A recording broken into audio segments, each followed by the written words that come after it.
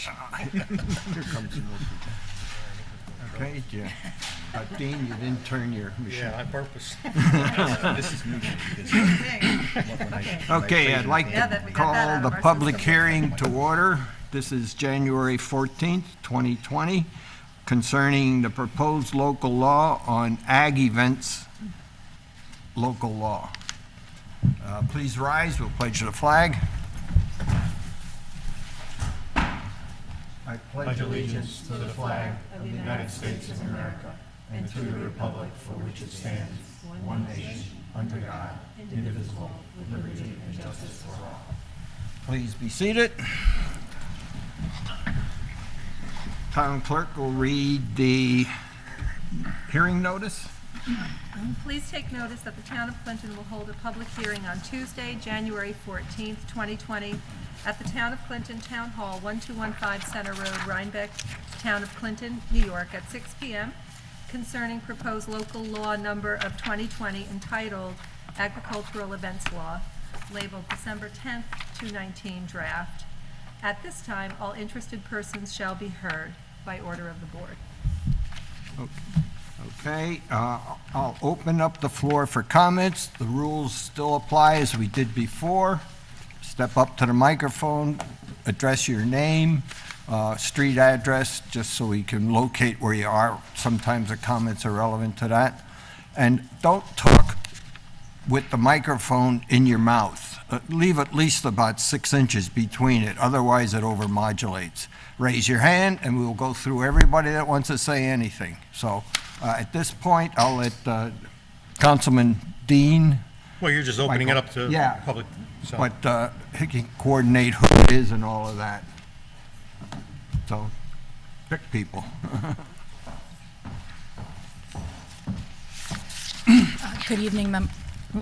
Good evening, members of the town board.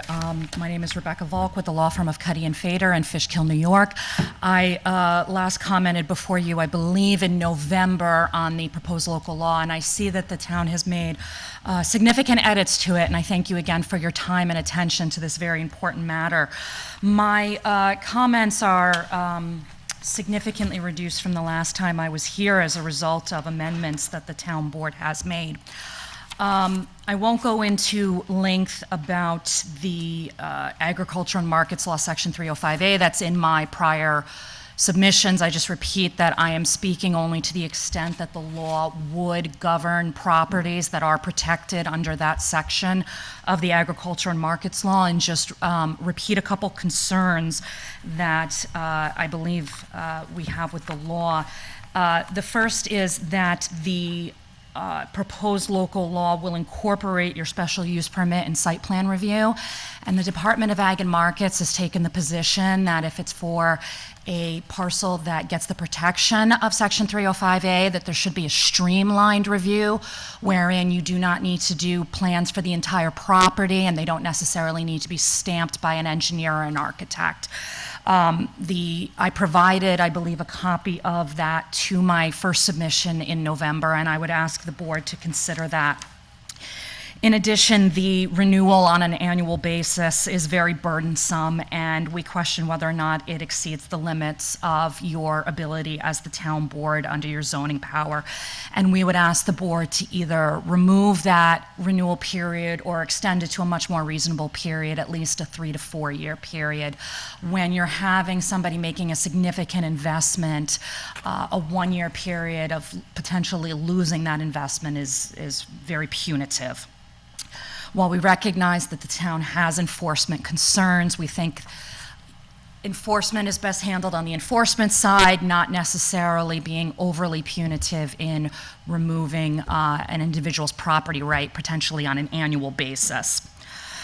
I repeat a concern that the definition for an agricultural events venue states that a portion of a farm located in an agricultural district available for hire as a location for events, and then the definition continues. The use of the phrase "for hire," I believe, raises a concern as to whether or not the town is looking to regulate agritourism operations of the farm owner itself, or only when the farm is being rented by other individuals. And zoning laws being in derogation of our property rights, the courts construe any ambiguity in favor of the property owner. So I think if your goal is to regulate all events held by the farm itself, in addition to any rental they may have of someone to hold an event on their property, I think there's a hole here in the law for that purpose. Again, we also note that the law, while recognizing that agritourism is a part and parcel of a farm operation, continues to regulate events as very discrete activities. And there are times where farms will have ongoing events of an agritourism nature, regular harvest festivals on a certain day of a month, or an ongoing strawberry festival, or just a few examples. And I'm not sure how the town is hoping to regulate a farmer who's looking to do more of a seasonal type of agritourism event. And I would just ask the town to give some consideration to that point as well. Thank you very much, and I see a lot of hard work has gone into this, and thank you again.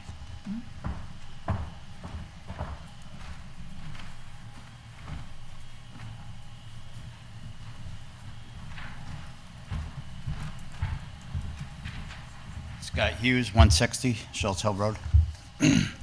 Dean, did you receive the pamphlet I dropped off Where'd you drop it off? over a week ago or so? It was put in your mailbox, the town clerk. Yeah, we put it in your mailbox. Oh. You gave it to me, I put it in your mailbox. Oh, I didn't see it. In Okay. regards to all the concerns, you asked for a letter prior so you can overlook it and stuff. So why don't you read what you had?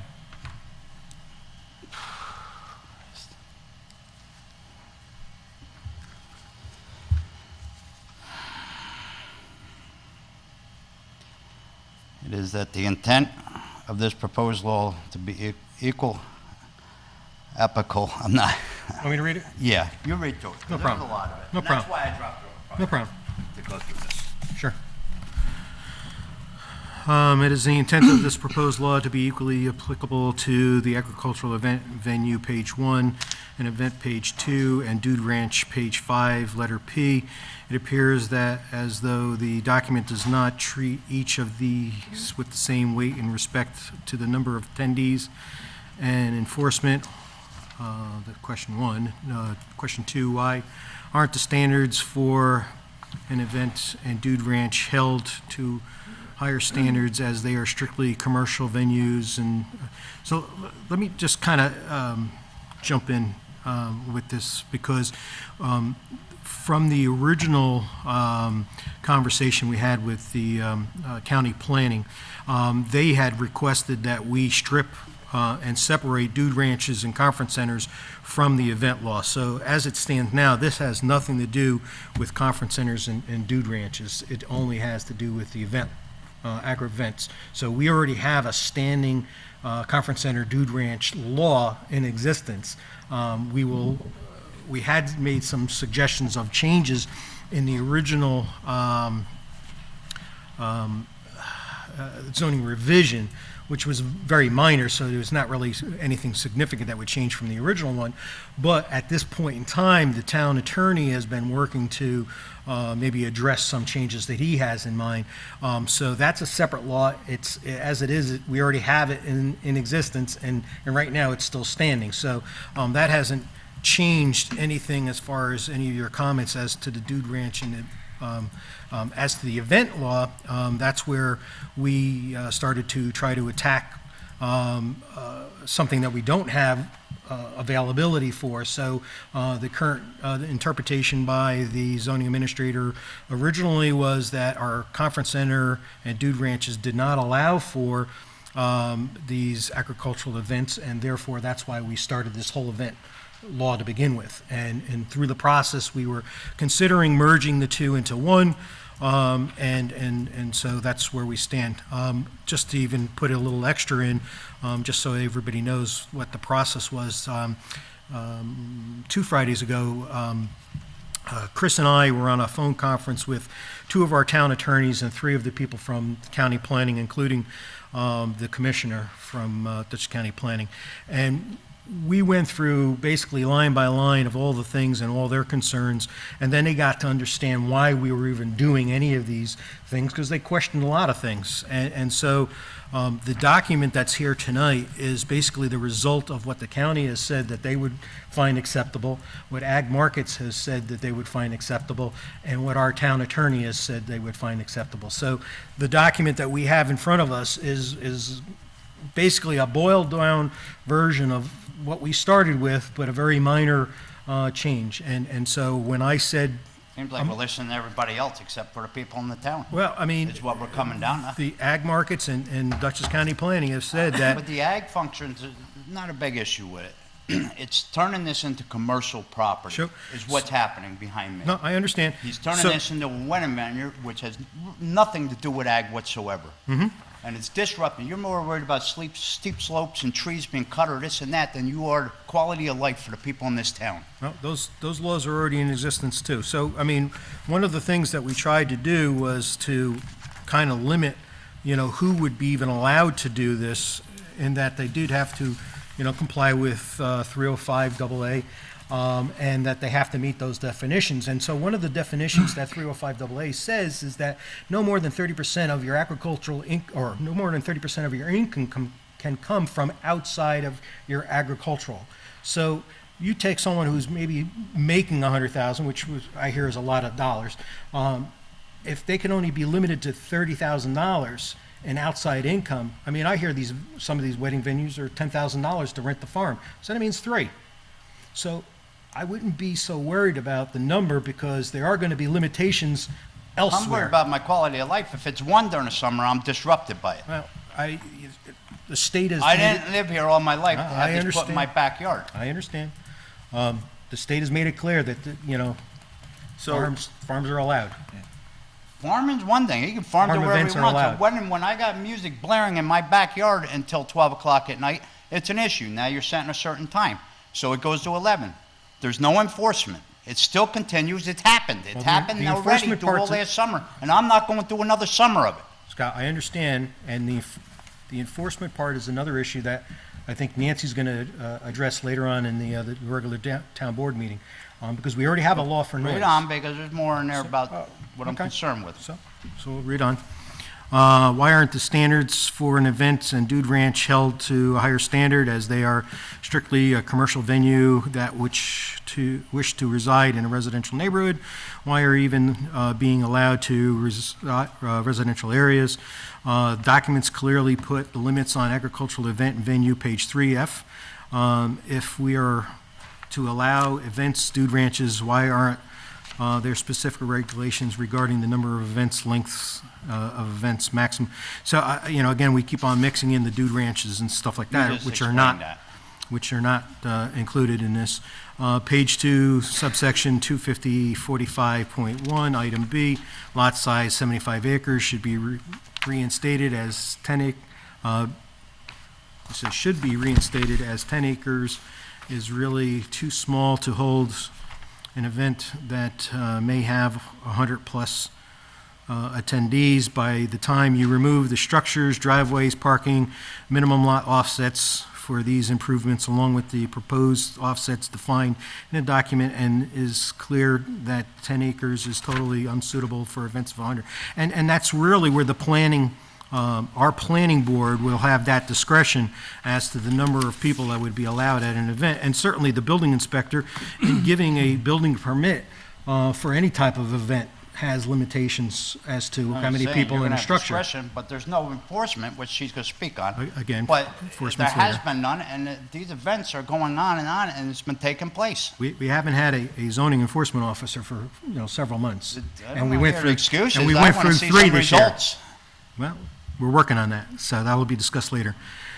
Page 2, subsection 25045.1, item D, driveway access should be at least 200 feet from the property line so as to minimize impact on joining neighbors, thereby reducing noise, dust, lights, vehicle headlights that cast onto houses when cars enter property and minimize the disturbance of the vehicle traffic volumes on the adjoiner. 7, page 2, subsection 25045.1, item E. This item should be revised, especially the part defined in the last sentence which regard to internal roadways with respect to emergency vehicles, delivery trucks, traffic volumes. Any proposed roadways should be to accommodate vehicle traffic in each direction. Number 8, page 2, subsection 25045.1, item F. If the 10-acre is to be used, then the number of attendees should be reduced to 50. This proposed 10-acre minimum takes in no consideration for long, narrow lots or flag lots, which along driveways, which could end up taking several acres of land. The law also does not take into the amount of land that is needed for the infrastructure of the agricultural event venue and an event or dude ranch driveways, which should be wide enough for 2 cars to bypass one another for safety reasons, exceptionally along long driveways, parking lots, screening, and offsets of improvements associated with these will require a significant amount of area. Page 2, subsection 25045.1, item H. How is this even possible? These events, dude ranches, will definitely have an adverse effect on neighboring residential properties. If you think having 50 to 100 plus cars using driveways that may be 200 feet of your house has no effect on are solely off base, if you think that having parking lots that may be 200 feet from a house has no effect, you are solely off base. If you think that an event has 100 plus attendees along with the professional staffing has no effect, you are solely off base. The only way that you could possibly prove to me that this will in no way affect the neighboring residential property is if you have signed affidavits from all neighbors that they have no objection. To item L, how will you possibly be able to enforce this regulation if the facilities are listed in the section existing or is to stop then from using them during the event? Will they have to be removed as they are only real way to have them not being utilized at an event? Number 11, page 2, item M should be reinstated for safety of the public. Item 2, item N, why was the last sentence removed? How can this proposed law be enforced if no access can be obtained to verify compliance? Page 2, item P, how is the compliance going to be done? We have a part-time zoning administrator who only works several hours a week during normal work hours. Most, if not all, of these events occur on weekends and nights. Are they going to come out at 10 p.m. to investigate complaints? All complaints must be verified by zoning administrator. How will this be done if there aren't able to physically come out to the investigation of the complaints at the time they occur? This will turn into a he said, she said situation without the zoning administrator being able to observe violations in person as they occur. I have complaint about noise to the zoning administrator about illegal operations next door, and he did not come out to verify my complaint, so nothing has been done. We don't need a ton more laws. What we need is the town to enforce the laws that we currently have. We need the town to stop passing the buck between board and zoning and stop throwing us under the bus. Number 14, item V, please describe in detail exactly what boundaries of the event includes so we are certain where the 500-foot begins. Page 2, item W, cleanup after 11 p.m. Who wants truck traffic and staff leaving the property 2 hours or more after an event is over? There is noise and traffic associated with the function. This needs to be revisited. Item Y, a 4-day event surely puts an undue burden On adjoining neighbors, this needs to be eliminated. Some farms in Red Hook hold musical events which generate a large volume of traffic noise. What is to stop this from happening in our town? And item Z, the limits of liability seem substantially under what they should be, especially given the sheer size of the number of attendees that is being proposed. Most contractors are required to have higher limits than these. In conclusion, while I understand what we are attempting to do with the proposed new law, I feel you don't really have a grasp on the impact of having these proposed events has on you as a joining owner. I work all work, and the weekends are my time to relax and enjoy some quiet time with my family and friends. These events negatively affect the enjoying and solitude that exists prior to the theme deciding to run businesses in residential neighborhoods, along with having a negative effect on the property value. Okay, can I have that? And she I'll have- attach it to the minutes. I'd like to say something. I'd like to say something. One of the key solutions for the problems that we've heard, yours, valid reasons, Yep. that we hear every month, is the zoning problem, having enforcement in zoning. We have been looking everywhere, and I do have 2 viable zoning certified people that work in other towns that we will be interviewing for these jobs. One will be the zoning officer that sits, if these work out. I have to work with the board on all this, and that hopefully will happen next week. One will sit in the office, and the other one, and go out in the field, but the other one primarily is out in the field. Will answer calls regardless of the day, time of day, that's the commitment, and is very familiar with all our zoning laws. So it's not a panacea, it's not going to be solved overnight, but we have worked really hard to make this happen, and you will see some positive results. I've just been on this from the beginning. He's just started. And It's he been a tested the waters, and he's putting up another barn. I know where he's headed. The barn's closer to my house.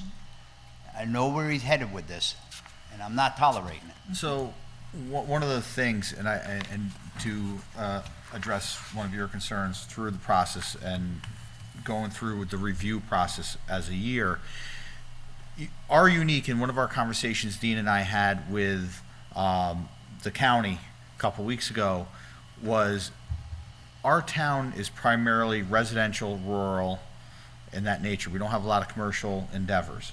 So we're trying to find a way to make this fit in to work, but we got to find a way to protect people like Scott as well, that there's some sort of review process that's going to overextending their rights. Because I mean, I'm a homeowner, property owner myself. I can say, how would I want someone to have that review process? If you're going a few years on that, not being able to have that to where it can bring it up. Now, how involved would it be to go? That's a whole nother story. But I think, Scott, you're saying, stuff that, most of us have talked about and understand your concerns on that. And that's one of the things. There's lots Yeah. where I can see it acceptable. Yeah. My particular situation where he's put this and what he plans on doing is not acceptable. Sure. So we got. And these few lines, with the one with the boundaries and stuff, we're drawing it from my residence, move it from my property line over. At least give me a little distance, a buffer in between. You're doing a residence, which my residence is a couple 100 feet or 100 feet into my property itself, so that puts it where he can have this thing right up on my property line. This is getting ridiculous. It should be from my property line going out. And he's putting up another shed under the ag, and I'm not saying he's using it for events, but I know damn well what it's going to turn into, because that's what he did the first time. He lied all the way. He lied to the neighbors as he did it. He's manipulated everybody, and he's turning it into this on the back burner. The lying and the deceitfulness, and then the going above the law and doing what he's doing, and nothing's being stopped. In the meantime, my quality of life's being disrupted. Trust when Nancy says that. I mean, one of the things she's really been working on is spending a lot of time trying to get the zoning enforcement officers. It is a top priority address these. Oh, I we mean, I've gotta spoken put with something in Nancy place before, here. and That's she's, for sure, we're making laws. Somebody's got to walk around with a shotgun if he's got to enforce them. I don't care how it's done. well, we can't do that. But Well, something's got to be done. We got a law. It's got to be, Yeah. I mean, New York's But- come down to letting everybody out, no bail, I understand, there's no consequences for anybody doing anything wrong. yeah. Hi, Mike Perella, 160 Schultz Hill Road. I echo most of the same comments as Scott. I think one of the things, you talk about being 200 feet from a residence, if it's an open space between you and the property line, 200 feet is nothing. If it was completely wooded or there was buffer areas, I think you really need to look at these individually. Go to the site and look at it and say, wow, this is open. I can hear my neighbors talk from 300 feet away. So, you really need to kind of just, that 200 feet, it sounds nice, go be there, go live it.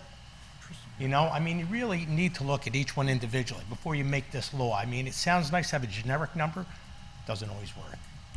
And I really think you need to revamp some of this and look at it. I live next to this stuff, and I'm telling you, and he's right. And we've had this discussion before. You told me the ag log applies to the land. Is that no longer true now? What do you mean? We had this discussion where he was running these events, the owner of the property, not the farmer. I don't care about the farmer. And I said, and you told me that the ag laws apply to the property, not the owner. So the owner can use that way also, even though he's not the farmer.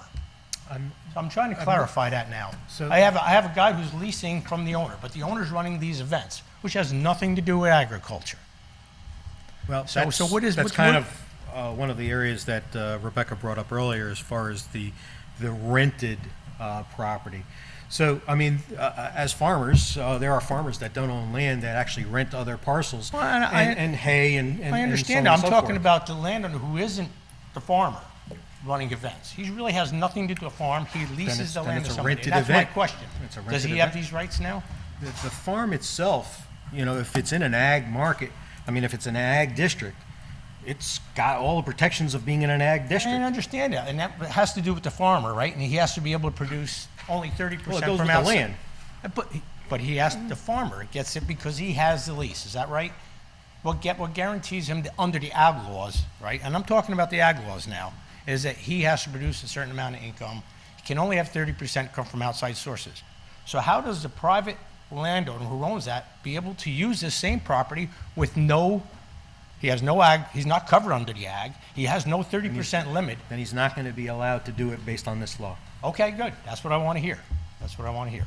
Because last time you were telling me you went with the land, and there's, that's the way it is. So unless he. They're not protected by the ag markets. Well, that's what I wanted to hear. That's Good. the way it is. All right.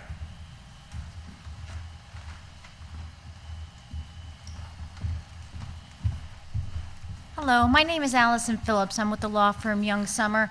I represent Stephen Simcock. Unfortunately, I'd like to apologize. My client had intended on coming here today, but due to an emergency isn't able to make it. I did send some written comments to the board previously, and I just wanted to touch on some of those right now. We've been involved in the process from the beginning, and Mr. Simcock truly appreciates the tremendous amount of work that's gone into this law. And we understand it's difficult to try and find that right balance between the protection of neighboring property rights, but also allowing a property owner to utilize their property in a way that gets the full benefit of the protections of the Ag and Markets Law.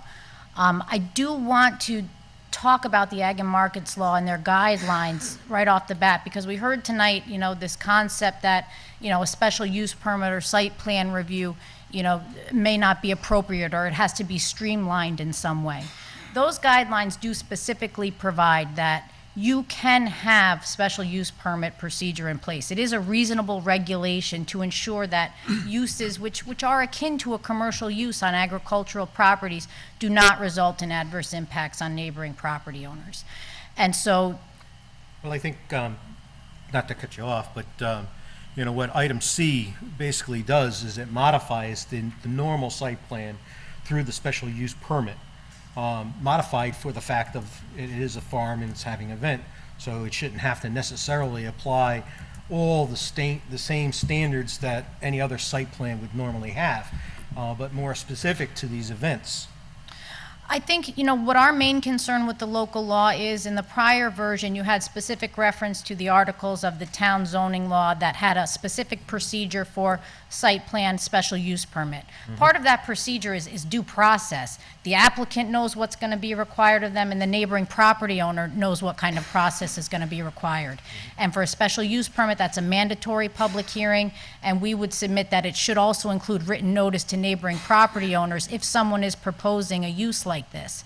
And that just allows for the protection for the neighboring property owner to know they are going to have an opportunity to come about specific aspects of the property that could be problematic for a venue like this, or the location of their home. We would submit that the specific reference to those provisions of the zoning law should be put back in the local law, and it should be made clear in this law that the special use permit procedure and site plan will require a mandatory public hearing with notice to neighboring property owners. We feel that's for the benefit of the applicant, but also for the neighboring property owners, to allow everyone due process and to make sure that the planning board gets all the facts it needs to make appropriate decisions on permitting an operation like this.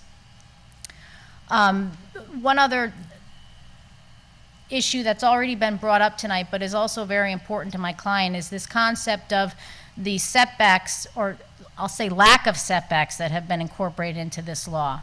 We have, a minimum distance from a neighboring residence for parking, and this is similar for the event space. And we've been raising this comment consistently since our first comment letter back in May of last year. We believe that these minimum distances should be measured from the property line. This gentleman touched on it. People use their properties for all different reasons. You may have an agricultural use next to a property where they want to set up one of these venues. They could have pasture lands. They could have animals. They could be using their property just for recreation. My client has a particular part of his property that he uses for entertaining himself. With this local law, if your residence is located more than 500 feet from the event space, there could be literally no setback for these kinds of operations. If your residence is more than 500 feet, they could park cars right up to the property line. They could have their event space right up to the property line. And that does create a tremendous impact on neighboring property owners.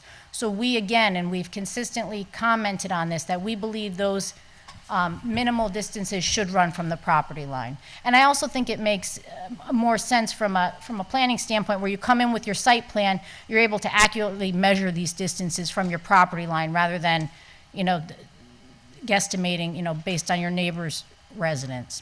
Well, parcel access will give you easy access to the number of feet between buildings. And one of the comments as to why it was minimized as to the distance from a neighboring house was that a lot of farms, when they were created, most of the buildings are put to one side of the property. So most of them are very close to the property lines because they obviously wanted to utilize the rest of the property for whether it be farming or, for hay or what have you, or wild, livestock. So most farms would be non-conforming to the law with those setbacks the way they were. So it was more trying to protect a distance from a neighboring home rather than the neighboring property line, figuring that would be more compliant and not have to go through constant zoning, approvals. And I can certainly understand that, and I can understand where it originated, but we're talking about now, I think, something that wasn't contemplated back then. We're talking about this increased commercial use for these large-scale events on agricultural properties. In this recent version of the local law, you've got up to 500 attendees. It could be, no limit on the number of events, up to 4 days in duration. These could be massive events, and you could have it right on your property line. And that's something that I think the board needs to consider and make a minor modification to this local law to run those numbers from the property line. I will also submit, I do think that the latest revision that eliminated those outer limits for the number of events that could be held every year also should be reconsidered by the town board. Again, the New York Ag and Markets guidelines, they do not say you can't place a limit on the number of these events, and they actually specifically state that local regulations that limit the number and size of events may be reasonable where multiple large-scale events are not needed to market crop-based beverages or products. And they actually specifically, recommend a procedure where the planning board would place limits on the number of events that can be held each year based on the previous year's production numbers. And that should be provided to the planning board on a reoccurring basis. So the Ag and Markets guidelines specifically contemplate that you could have a reasonable regulation that is going to limit, the frequency of these events. And that has to be directly tied to, the marketing, the production that's actually occurring on these parcels. And that is, it's that fine line, it's that balance to provide the property owner with the ability to market his products, but also ensuring that these commercial uses do not go unregulated and create a significant adverse impact on their neighbors and on the community character as a whole. So one of the comments you made was 500. We actually struck that last month. So if you look in item 5B under C regulations, it says in no case it shall exceed 200. So we reduced it back to 200 from the last meeting that we had. We do have a mass gathering law that does allow for 500 before that law kicks in, and I think that's where the attorney was throwing in the number originally. And again, we easily could have passed the other law last month that basically was more restrictive, but everybody was in agreement to it. But now that the county planning and ag markets have gotten a hold of it, they don't want us to limit those things. They said that they would have an objection to it. Well, I'll just note, and I've noted it in my comment letter, I mean, the guidelines are the guidelines. I mean, as I've said, they do indicate you can have special use permit proceeding. They do indicate you can put limits on the number of these events. And, as far as, what the county planning department has reviewed and opined on previously, I've also noted that the towns of Hyde Park and Rhinebeck have also adopted local laws that have an explicit special use permit procedure in their local laws. Yeah, well, they So said this that, is- they were talking about having that streamlined special use permit, and I think when the attorney wrote it, he didn't specifically say it's a streamlined, permit, but what he called to the modified site plan review as being more of a streamlined process. I will submit, my reading of the local law is that it is ambiguous in that you have reference in some sections to special use permit. You have the revision that was just incorporated into this law where you eliminate the specific reference to the sections in your zoning law that have special use permit and site plan proceeding, and there really is no stated procedure in this law. So when I read it, it's ambiguous, and I can't clearly advise my client, what's your neighbor going to be required to do? Is he going to have to, are you going to get a notice in your mailbox saying he's applied for one of these permits? Are you going to get an opportunity to make any comments? Are they required to have a public hearing? It's not clear to me. I think the intent here, because I see reference to special use permit, is to have those due process procedures in place, but it's not clear the way it's written, and I think the latest round of revisions actually make it more ambiguous by eliminating those specific references. And it's something that I think it's a minor change, but it makes a tremendous difference because it does provide a level of assurance both to the applicant and to neighboring property owners as what procedure is going to be required of everybody and what standards are they going to have to meet and what are they going to have to submit. And I think that's only in everyone's best interest to have that clearly stated in the local law. But again, I'd like to, just again say we do appreciate all the tremendous effort that's gone into this. We've been, coming to these meetings since the beginning. It's very important to my client, and again, he apologizes he can't be here tonight. But I hope that the board will consider these comments and make the minor revisions that we're suggesting, because I do think it will make for a better local law. I think it provides for better protections of neighboring property owners, and I think it is consistent with the New York Ag and Markets guidelines and local laws that have already been adopted in this county. Thank you.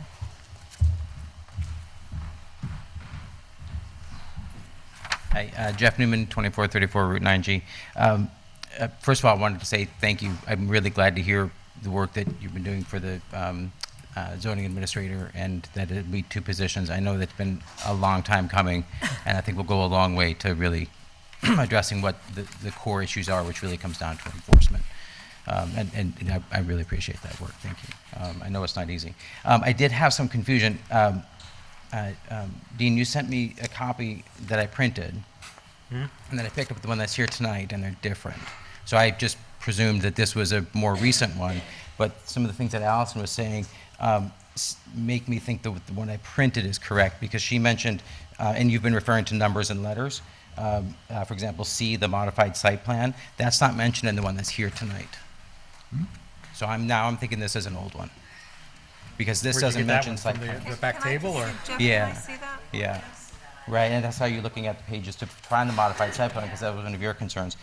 So in the version that you gave me, which I think is what you're referring to, it does specifically call out the site plan I gave him this one. requirements. Wait, can I see the front? I'm just gonna open the one that I have. This is the one that's attached. It's So the one that's the- in your packet. The most should be the one that's recognizable, in the back. the most recognizable difference is the one that I got by email. In the definition of agricultural event venue, it's a single paragraph, and the one that's in the back, it's a paragraph followed by 2 subparagraphs. So he's saying this, in the back one has May I this see yours, plus- Jeff? This is the one that's in the back. Okay. That's the one I have on the web. That's the one that I pulled out This is the recently. one I printed off the web. Right. But this is the one that's part of the package that you just attached to the, I didn't print this, this is from the packet. So the one in the back is not the one that you're looking at. This Right. is the one that we're looking at. Right. Okay, my confusion, Which my is mistake, which one? my mistake. So that's not the one. This is not the The one? one in your packet. Oh, Use the one in our packet. Did you here. make comments on this one? I apologize. That's okay. Okay. Yeah, I have comments. I'm separate on both. You're prepared. Okay, so that clears that up, thank you. Web. And makes me feel a little bit better about it, because I agree with what Allison was saying. It's nice that it references the special use permit sections by number, and answers one of my questions on the other one. So, What were you just saying about confusion over drafts? so that also, in the newer version, takes away the issue of the for hire, because that's no longer in the definition. I do note the one online still has the definition that I was That's the wrong version. Okay, Yeah. okay. Do you want me to find it for you? well, It doesn't matter.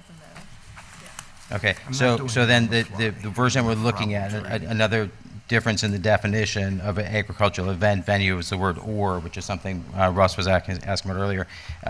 To qualify as an agricultural event venue, the farm must be located in an ag district or generate annual gross revenues of at least $50,000. What that does, and per the positive or negative, I don't know where the ag districts are, how prevalent they are in the town, but the significant difference is, in this version, it has to be in an ag district. In this version, it doesn't have to be. If you have a farm that can generate $50,000 in farming revenue, even outside of an ag district, you could apply as an agricultural event venue, which may be a good thing. I don't know, I'm just noting the Well, difference. I believe the document that we all, because you were part of the process, that we all generated, gave that, that A-B clarification Yes, as to, yes. you have to be A, if not, then B, which is the $50,000 in revenue, has to apply. Right, and personally, I'm in favor of that, because I think it allows for more protections of open space, right? So the open space is not relegated to simply to agricultural districts.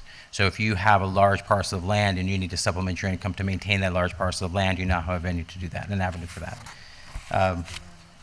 So then staying with this one, and I might bounce around a little bit, the setback issue. Early on in the process, we had gone back and forth with the setbacks being related to property lines versus residences.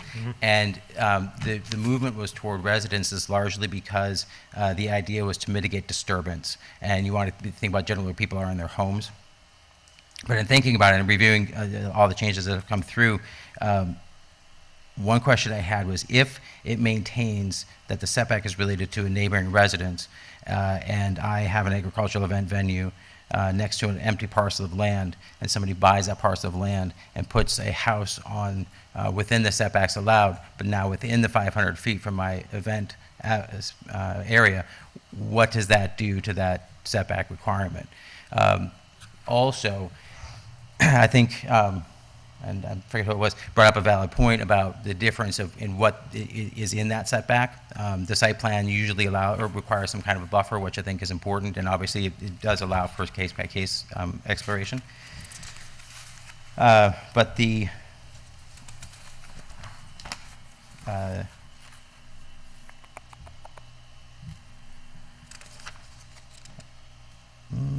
sorry, I had another note about the setback. Maybe that was it. I think that the idea up to the residents makes sense when you think about disturbance, but again, people can utilize any aspect of their property. And I think putting that setback on the property line is a much more clear delineation that can carry regardless of future advances or uses or developments of either property.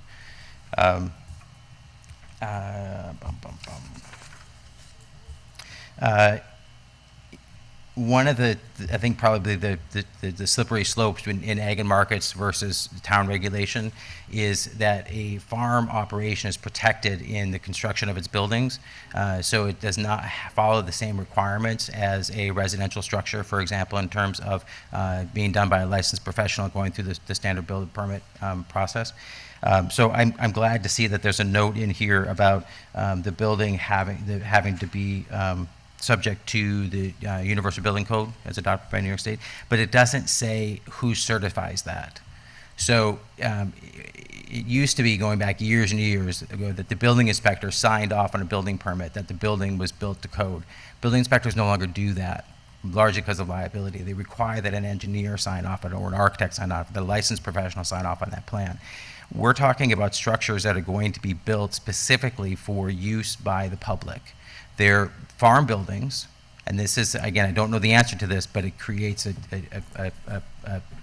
what I think is a potential nightmare, is you have a building that's not subject to a professional review that's being put up on a farm as an agricultural building that's going to be used to put people in for an event. So that's a concern for me, if it doesn't have to have a requirement of certification. I mentioned this one before, and this is kind of a big one for me. All sources of amplified sound, including but not limited to music, performances, and spoken words, shall be contained entirely within an enclosed structure. As I said at the last meeting, I said that's entirely impossible. Amplified sound is what you play from your phone. So if you imagine that as part of a farm market, you have background music, completely quiet and calm. If there's a singer that's using a microphone, or if you were doing an auction at your farm with a microphone, that wouldn't be allowed. What I think the point is to mitigate disturbances of sound, or to create noise, right? To not create noise. The sound ordinance covers that. I'd rather see us refer to the sound ordinance and deal with the limits that are there. Well, I as think under opposed to- C, under the provisions of the regulation, still refers to noise, sound under item 7. Right. So, it does reference, or lighting 7 and sound is 8. Yeah, it references the code, but in the first sentence it says shall be contained entirely within an enclosed, all amplified sound should be enclosed entirely within a building. And I'm just suggesting that's unenforceable, and if we create sections of the law that are unenforceable, it undermines the zoning administrator's ability to enforce. That's all. The renewal process continues to be a concern for me as well. I agree with what's been spoken here before. A farm can invest a significant amount of money in its overall production, right? And as a farm, those aspects of production will continue to the next owner if they continue to farm, if it's sold as a farm. If they are making an investment as an agricultural events venue to supplement that income, and that's subject to renewal, it actually makes the property less marketable for those who might be looking at it, because they can't guarantee that the investment's going to be worth it. I'm a huge fan of a reviewal process. I think it's really important to support the issue of enforcement, to be able to address concerns and violations that come up. There's no process in place for that now that's reliable.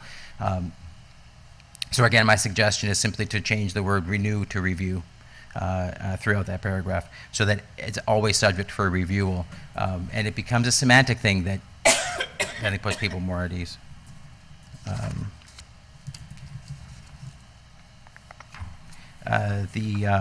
The hours of operation, again, I think it's great to limit it. I think it shows a respect for neighboring properties.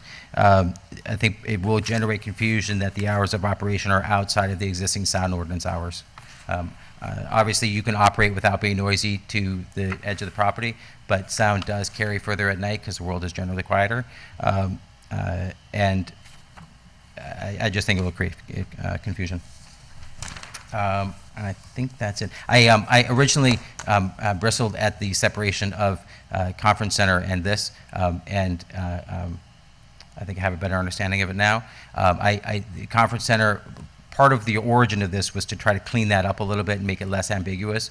I do think that's still a necessary step. I think that separating the two potentially allows us to advance more quickly, which is important. So I hope that the conference center and the noise ordinance will both be looked at too. So, thank you. And thank you again for all the work you do. It's a long time coming. Thank you. Mike Pereira. Dean, I just have one question. You talked about, these offsets from, the old farm buildings being 200. We have people building this stuff 75 feet off the property lines, new construction. So I don't like when you just say the old farms. We've got stuff that's being built today off 75 feet, and at 200 feet. You really need to, you just can't blanket everything. Back to that same thing I said before. No, a lot of these, there's new construction going on, and they're dropping them in, and that 200 feet is... No, you missed what I said. I said the reason we did what we did was because most old farms... And that's back to my same thing, where the blanket thing, and that's why we came up with this, but when you're putting new construction in, there's ways to mitigate this. The guy next to us has 100 acres of land. He's throwing it all on one side of the property, there's plenty he could have done to mitigate this and kept us all happy, but he doesn't give a crap, putting it plainly. And that's my concern, is, the 200 sounds nice. Yeah, that building was there for the last 200 years, but when you start dropping new stuff in that close, something needs to be done to say, you know what, it shouldn't be. You're building a noise venue next to this and disturbing your neighbors. It needs to be looked at. That's all I'm saying, is that, I know that barn was there before, but when you start building new structures, we need to look at it differently. Yep. It has to be held to a different standard. Just like we do, Sure. the old Absolutely. zoning versus today, it has to be the same thing. We have to apply it in the same format. That's all.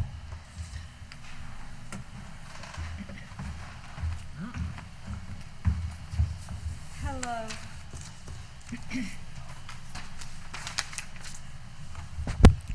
I don't know if my question has been answered already, but so you're requiring a site plan and a special permit for these events, right, Dean? For the ag events. Yep. Yes. So can we add a section or number saying that this ag events should comply to section 250-96 and 97, which is the site plan and special permit requirements, because it has all the details, the requirements, and everything. Next, 250-45, number 1, letter D, driveways or access ways shall be located at least 200 feet from any neighboring residence. So all these old houses, so let's say a property, one property, a farm, they have a driveway. Unfortunately, it's less than 200 feet. Do they have to create another driveway to be used as an access for the ag events? Well, whatever the law says, if it doesn't comply, So then that and means have to they're go not for a going to be variance. able to, okay, so they don't, it doesn't mean that they have to create another driveway just for access for the ag events. Just, letter L, it says any agricultural event venue shall be subject to annual site and inspection by the zoning administrator.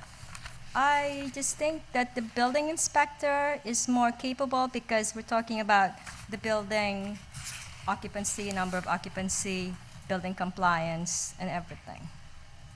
So, also, I think we should add a number saying that the planning board has a discretion to waive any items. Because, sometimes they feel that it's not necessary, those requirements. I have another one. Oh, with the checklist, where's that?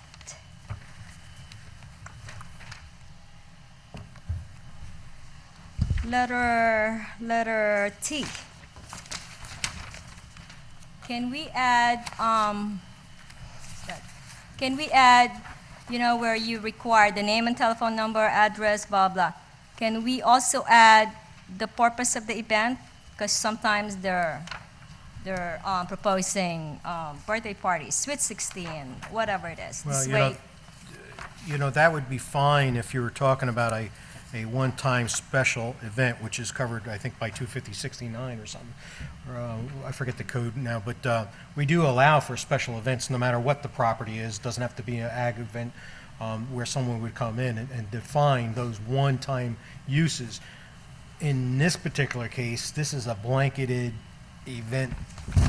that will be covered Use. under ag events.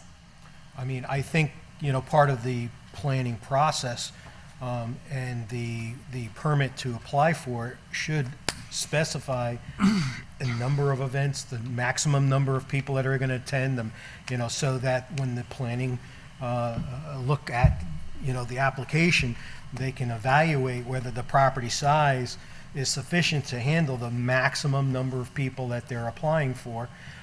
And that would give the zoning enforcement officer the ability to enforce the zoning law should those numbers exceed.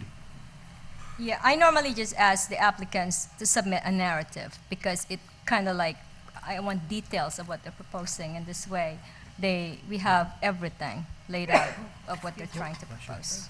I know that, Michael and I have both talked to Lewis in so far as coming up with an application that addresses, Checklist. the concerns that we have as to who's the contact, addresses and phone numbers and safety things. And so I think we've both, and I don't know if you've gotten anything yet, but we've both asked Lou to come up with an actual application to identify those items. So that's where we were trying to work with basically some of the concerns that people have as well as the concerns that the board has to kind of address, a contact sheet that would address what they're doing, how many events they're having, the number of people that are going to come, so on and so forth, and those could all be handled in that application process. Now, the reason that you don't want to include the application on this is because if we change the application, then we have to go get the law reapproved again. So, And also, we normally, the planning board, because we keep that, whatever we approve, and we have like a signature block in there. So for the record, so, this way, if they decided to amend their application, their special permit, then we could compare from the original. right. That's all. Anyone else?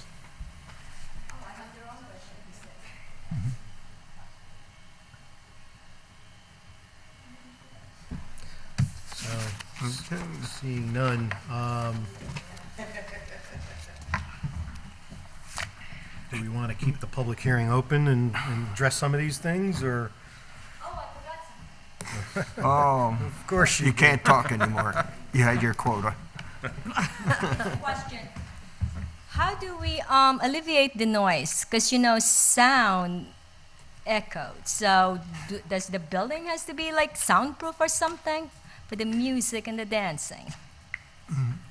Everybody Because has if to- we have like Everybody has to be bubble wrapped. if we have like 3 or 4 parties, we're gonna be having a party the whole Yeah. town. We had this conversation in our Zoning. our ad hoc committee as to the impossibility of trying to limit sounds that come out of a building and the cost that it would take to, and you would know, to soundproof a building would take away from the farm event itself. So that's why we didn't address specific soundproofing of buildings, even though, again, we do have a noise ordinance, and those noise ordinances are still applicable. My comment would be, first of all, somehow you got to put a date on these laws so that we all know which one is which. I got about 3 inches of laws and trying to keep track of which is the most current one. Tell me about it. I didn't write this. The attorney wrote it. It does not matter. You can also handwrite, if need be, a date on it. But somehow a date's got to be on these local laws, because you saw the confusion that happened today. Yep. Everybody's talking about something, and you said, oh, we changed that. Look, I can't read simultaneously. I spent a lot of time reading the version that I had that was on the webpage, and I took the one today, right at 4 o'clock. So I had the latest one as far as I was concerned. Unfortunately, it was not the right one, and Carol can't keep up with which is which. So, I mean, this applies to the STR, and it also applies to this thing. I mean, it doesn't matter. You got to put a date on it, whether you handwrite it on or type it on, I don't care. As to the zoning that I control, I put a date on all the updated zoning laws. You're in charge of this thing. You're responsible for the way it is presented and conducted, and that's why I gave it to you. So you should be responsible for putting a date on here someplace along the way. I don't care how it is. If you want to say that the attorney's got to send it to you so that you can type a date on and then you distribute it, fine. I don't care how it gets Okay, here. Ray. I mean, at the bottom, the end of the day, we all got the same email at the same time. So if you want to print it out and put a date on it, I'll make sure that Shane puts a date on it, but you're carrying on for something that's ridiculous. Well, as far as I'm concerned, it doesn't provide a healthy public hearing that we expected to have, because I have all... Well, the right one's in the packet. The packet just came out. I have not read that one. I read this one, and I marked up comments. So I don't think we should close it. People should have the opportunity to read the right one. That's why I said, should we keep it open? I think so. Absolutely.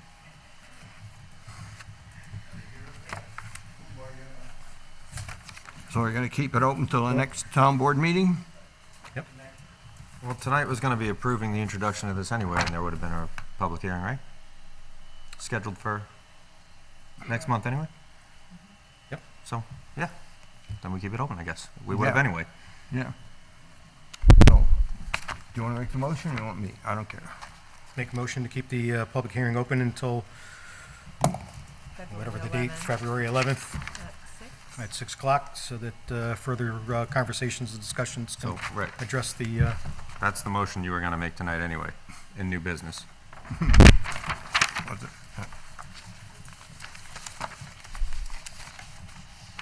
It's number 1. Wrong page.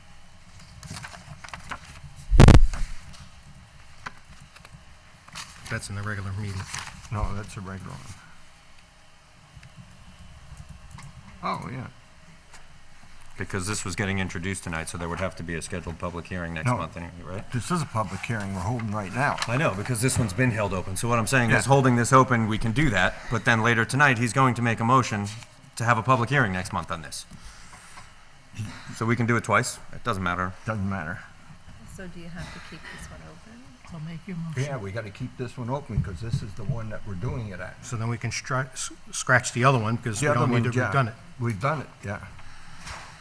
So I make a motion that we keep open the public hearing on the local law 2020 entitled Agricultural Event Law, and further that the public hearing be held in retention for the proposed local law, at which citizens shall have an opportunity to be heard, to be held at the Town Hall February 11th, 2020 at 6 p.m., or 6 p.m. Okay, is there a second? Second. Second. All in favor? Aye. Aye.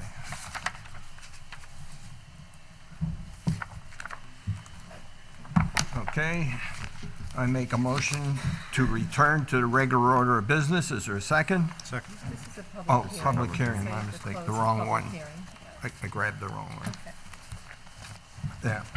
There being no further comments, I make a motion to close the public hearing. Is there a second? Second. All in favor? Aye. I make a motion to adjourn the public hearing. Is there a second? Second. All in favor? Aye. Aye. Motion carried. So that one's done. now we go into the regular town board meeting. Okay, y'all ready? I open the regular town board meeting of January 14, 2020. Please rise. We'll pledge to the flag, and we'll have a moment of silence after that for Mike Apollonia. I make a pledge allegiance to the flag of the United States of America and to the republic for which it stands, one nation, under God, indivisible, with liberty and justice for all. Always have a moment of silence, please, for Michael Apollonia.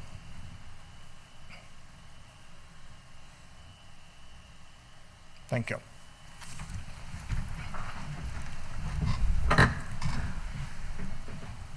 Okay, we have minutes now. The minutes are to approve the minutes of the December 10, 2019 Town Board meeting. Is there a second? Second. All in favor? Aye. Aye. Motion carried. I make a motion to approve the minutes of the December 30th, 2019 annual meeting. Is there a second? Second. All in favor? Aye. Aye. Motion carried. Now we get into public discussion. Is anyone going to be doing any public discussion on the agenda items? If nobody is, then we'll just bypass that, okay? We bypass it. I'll do my comments now. Where did that thing get to? That's that one. Oh, here we are. Okay. These are the supervisor comments things. It is with great sadness that I must report the passing of Michael Apollonia, former long-term Clinton deputy supervisor and councilman, on January 3rd, 2020, at his new home in South Carolina, and we wish his family the best. The next one is Clinton will be holding a workshop on Thursday, January 23rd at 7 p.m. in the town hall on the new process for conducting the 2020 census. John Penny, chairperson of Dutchess County Complete Count Committee, will describe the process to be followed, and Library Director Carol Bancroft will discuss the library's role in the census process. In short, the 2020 census will send a card with a personalized ID number to every person in town. You must complete the 2020 census form either online, by telephone, or by a paper form. If you have no computer or online access, the library can help you. There will not be any canvassers coming to your door asking questions as has been done in the past. It is important to have an accurate count of the Clinton population, since many federal funds, road, community development block grant, Medicaid, and others are allocated on the basis of population. The Clinton town offices, Highway Department, Justice Court office and court will be closed for the Martin Luther King Jr. holiday on Monday, January 20th. The community library will be open on the same day. The recycling center will be open as usual from 7:30 a.m. to noon on Saturday, January 18th. Do not forget to pick up your Clinton Recycling Rec Park stickers from the town clerk's office. So that's my supervisor's comments, and now we jump into reports. Planning Board. So there was no meeting on December 17th, so the only meeting since our last town board meeting was on January 7th, at which time there was 3 applications in front of the planning board. One is on a demolition permit at 293 Clinton Avenue, and the request was granted. There was also on that same property another demo permit on another building on that same property, but it's a different property address of 304 Clinton Avenue. One was built in 1970s, and the other one was built prior to that. Both were granted because there was no historic significance to those properties. The next permit that night was on a wetlands law permit at 176 Schoolhouse Road. The applicant requested the permit allowing the construction of a 6,000-foot deer fence within the controlled area. I know that, part of the process was that none of the site work would have been done with machines, so all the posts were supposed to be hand dug. Complaints or comments were received from the town engineer. The DEC permit was issued. Army Corps of Engineers sent a letter and stating no permit was required from them. Negative declaration was issued for secret purposes, and it received a approval with the condition. The next item that night was the roads site plan special permit for an accessory dwelling at 600 Clinton Hollow Road. Applicant proposed an accessory apartment over the garage. Basically, the property consists of 7 acres in an R3 zoning, so it meets the double density of the district. The principal structure contained 3 bedrooms, and proposed accessory dwelling is only proposed for 1 additional bedroom. And so it met all the requirements. And so that night, a public hearing was set for January 21st, and no further action was taken. And the last item that night was just the renewal of the annual permit for the Interlake RV at 428 Lake Drive. The applicant wished to renew their annual permit for 2020, so the permit to operate this year was granted. And that's the end of report.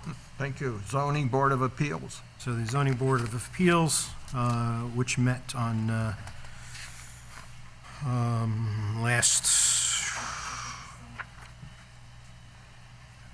was in December. I don't have a date on here, but that was before I took over, so I wasn't in attendance. But the 1567 Center Road applicant was requesting the following area variance. The town Clinton zoning regulations permit construction of a 40 by 36 pole barn. The request for the area variance was granted. On 5 Lake Drive, the applicant was requesting the following area variance from the town Clinton zoning law to convert an existing structure to an accessory structure. Side yard setbacks was reduced from 50 to 16 feet. The size of the accessory unit in relationship to the principal structure was increased from 35 to 49%. And the applicant wished to convert a pre-existing structure to an habitable space for a family's purpose. The property consists of 10.65 acres in a C zone, and there is no change to the footprint, so the request of the area variance was granted. End of report.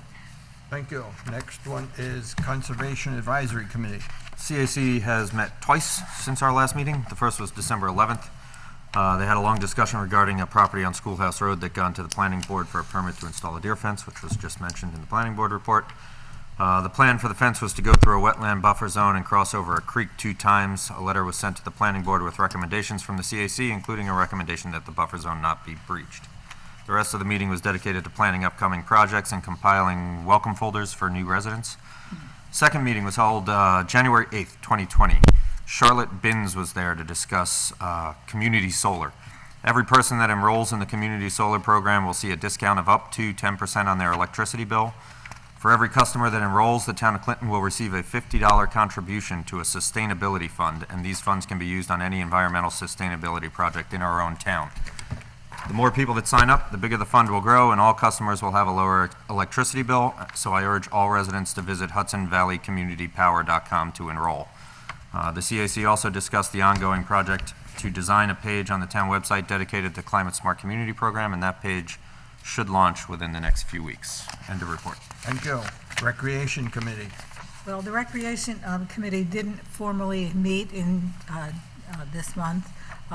We will be spending time in February and March recruiting more board members, as well as putting our plans together to reopen the parks on Memorial Day. We also have again, bonfire burning this Saturday from 5:30 to 8. We have a weather report that is very iffy, I've already bought the food. And and Highway Department has set up everything. We've got tons of trees to burn, so we're just going to keep our fingers crossed and hope for the best. If we have to cancel, we will put it on the website, but it's going to be a last-minute decision. End of report. Thank you. Next one is building inspector. Okay, so number of building permits issued during this time was 10. Number of CO, certificate of occupancies and certificate of compliance issued was 4. We had 4 title searches. Total miles that the building inspector drove was 103 miles. And the total cost of construction came to $907,019 on here. End of report. Okay, zoning administrator. So, there were several unresolved complaints. First one was on 83 Deer Ridge, which was an open construction permit, extra shed, animals, waste, and was denied entry, so the claim, they're claiming to be a farm, so that's still ongoing. 1076 Hollow Road, multiple unregistered vehicles, violation remains. No response to the order. A new order to remedy is in process. The resolution through legal action is expected. 817 Hollow Junkyard, Junk-in Yard, unregistered vehicles, no response to order. New order to remedy is in the process. 186 Hollow, a sawmill operation, dumping in the yard. A letter was sent, stop work placard posted, and no response. So a new order to remedy is in the process. On 9-11 Cedar on Cedar Road, building maintenance, a letter was sent, no response, ongoing. 384 Mountain View, it's a kennel.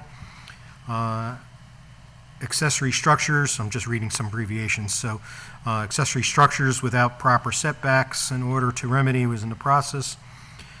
373 Allen, multiple unregistered vehicles, to be continued, order to remedy is in the process. 32 Halsted, legal residential property having multiple uses and facilities, including principal dwelling, contractor's home, occupation, accessory detached dwelling, accessory contractor storage, agricultural assessment, a dumpster required for agricultural. A dumpster is being used by homeowner, contractor for waste materials disposal, the establishment of a transfer station. A transfer station is prohibited use. Vehicle trips generated apparently exceed what is allowed, so an order to remedy is in the process. The complaints that are considered to be resolved, that in 92 Deer Ridge Smoke, on November 13th, 2019, complaint determined not to be an offensive of the zoning code. 93 Deer Ridge Smoke, on November 16th, the complaint was determined not to be offensive. Building permits reviewed, 10, end of report. Thank you. Highway. The Highway Department, during this period, plowed and sanded roads 9 times. They put a new starter in Truck 8, and the reason this takes some reason to mention is we've had discussions, some of our trucks are in very poor shape. You know, we've been falling apart. We're trying to put some of them back together, but Chris, myself, and the highway superintendent will be working on a plan to procure trucks, and trucks that can be used all seasons, which would help us tremendously. The crew hauled sand from Peckham in preparation for the winter season. They worked on winter trucks, performing maintenance again and repairs. As those trucks go out, they take a terrible beating, so they always have to come back and be worked on. Several crews were dispatched, did patching on some of the dirt roads. The plow blades were changed. Coal patching was done on some of the blacktop roads. And while the bucket truck was here, which we have, that's a shared service piece of equipment, Clinton had it for 3 days, so the highway department cut down several dead trees on Maple Lane, Pumpkin Lane, Browns Pond Road, and Old Bullhead Road. They also trimmed the Christmas tree out here in front of the town complex. End of report. Thank you. Next one, scenic and historic roads. Okay, as of now, I haven't had any conversation with Rick. I just got his number and didn't get in touch with him yesterday, Okay. so. Library Follow. report. The library trustees met last night. There were discussions about procedural and structural matters, including financial policies, clarifying their terms of length for trustees, and establishing a process for bringing on new trustees. The first book sale of 2020 will take place from March 12th to the 15th. And it's not in my report, but at 1:15 today, we all got an email from Carol Bancroft. I did see that. So the library lease was originally a 25-year lease with an option for 3 10-year extensions. They have now used 2 of those 10-year extensions. The second one is coming to an end, and they sent their official letter requesting that we take the option on the third 10-year extension. I can get in touch with Shane about writing up that extension, and we can make a motion at the next meeting for Ray to sign it. There's some changes that got to be made, unfortunately, with the expansion of the property. Okay. So, that, Do you want us to talk about that, or do we want to do it at the board? Or, like, can we discuss it beforehand and then we'll work it out? All right. yeah. I just don't want it to come as being a complete repeat of what we have, because it's not reflective of the actual situation today. Okay. What's changed? Well, they have the basement. They didn't Yeah, have but- the basement before. But we amended the lease a year and a half ago to Oh, include did we? that. Did we? Yeah, Okay. we added it. Well, we talked a couple of years ago when we were talking about the lease and everything else, when the 414 was signed, and we said that we would discuss as to whether they would start contributing to the utilities as that we pay for all the utilities and everything else. So that was part of the discussion that we had a couple of years ago when they did the 414. So I think that would be the ample time to start discussing those things before the lease is renewed. Which is next year. No, No, this it's year. this May. This May, it's up. Okay. So do we want that on the agenda for next meeting so we can Sure. work that out? Yeah. Yeah. Give everybody a month to think about what they want. End of report. Okay, next one is Altice, which is Cablevision. In a communication dated December 26, 2019, we were informed of several changes being made. El Rey is being added to all lineups on Channel 155. Sundance TV has been added to the Optimum Value package on Channel 192. And more importantly, with the new year came a host of changes to the pricing of many of the Optimum packages. And in too many for this report. So these changes will be going into effect on February 1st and will affect both fees and broadcast packages, including sports packages. All customers should have been notified of changes to their bills at least 30 days in advance through bill messages or inserts. And the current rate information is also available on the Optimum website at optimum.net. End of report. Okay. Thank you. Zoning revision. So we pretty much haven't had a meeting since the first week in December. So the next meeting is this Thursday, which the topics will be on 250, 67, 68, 70, and 72, if we get that far. Okay, is that it? That is it. Okay, proposed transmission lines.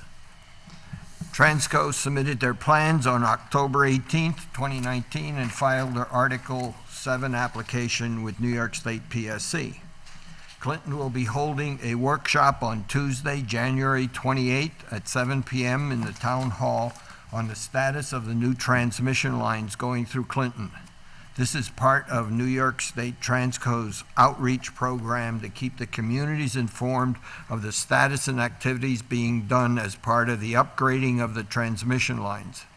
A PowerPoint presentation will be given by New York State Transco, and it will be followed by questions and answers from the audience. Everyone is invited to come to learn about what is happening and when.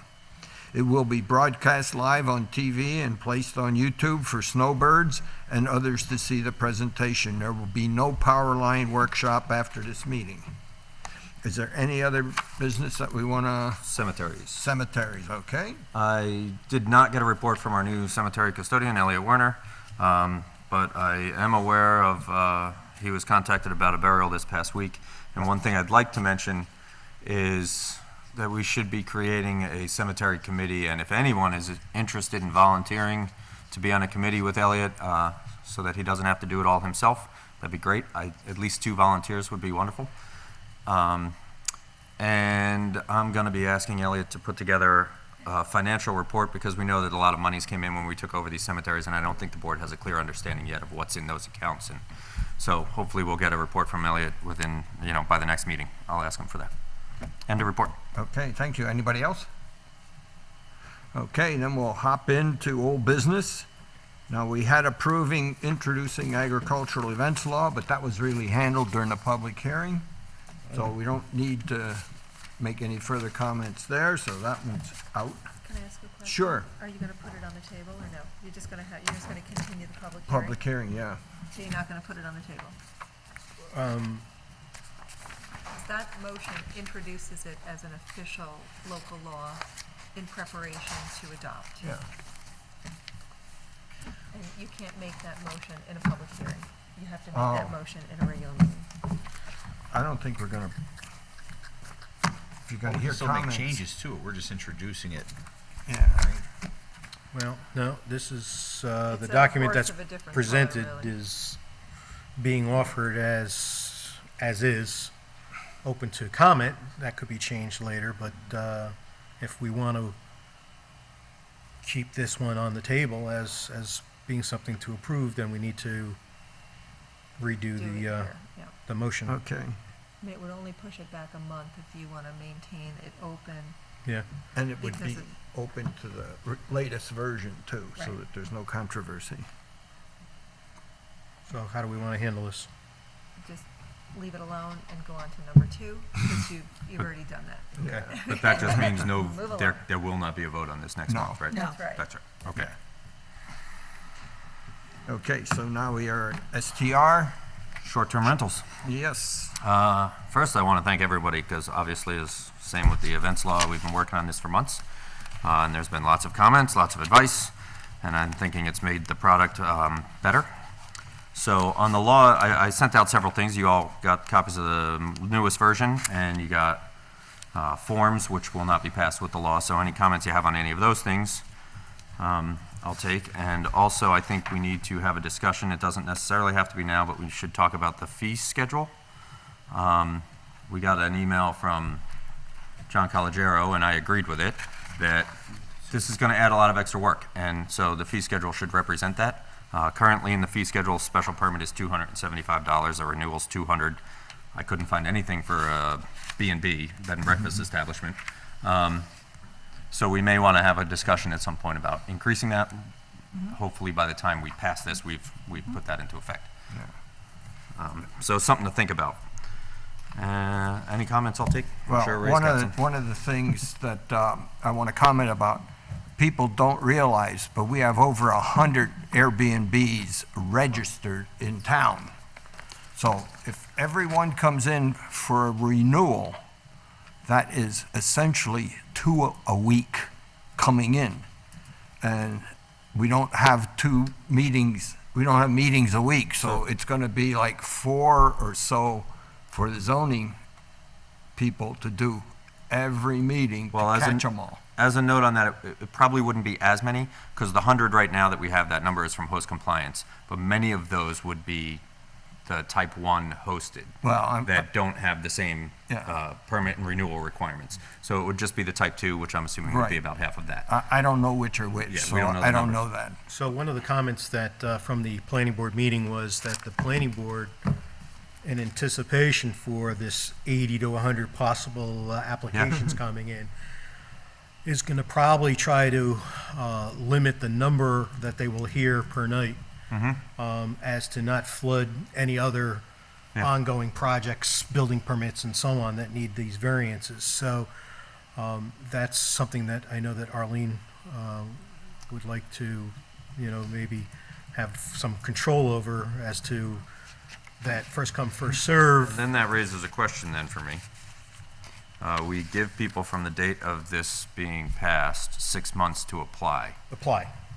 Do we want to extend that and make it a longer period so they would be able to spread them out Well, more? I think we want people to apply. Doesn't mean that Yeah, they yeah. have to go through the planning Oh, process. yeah, just apply, yeah, and then they can schedule them. Right. Well, Okay. once you apply, there's time limits in the process here that says after 90 days or 30 days or whatever, and I forget which are which. So it does incur timely action. Yeah. So, I mean, it doesn't always spread them out. I mean, I think, honestly, too, if we extend it, if we made it 9 months, people would apply in the 8th month. bunch up. And in 6 months, people Yeah. are going to apply in the 5th month. I'm not disputing it, I I'm mean, just yeah, saying yeah. that I don't there's think extending limits. it will make a difference. Yeah, So 6 months is everyone's accepted? I think 6 yeah, months is good. 6 months is okay. All Here, I can give you some of my quick comments here. On page 2, under definitions, you did not anywhere include anything concerning clamping, which has popped up in several other towns around us. I don't know of any popped up here.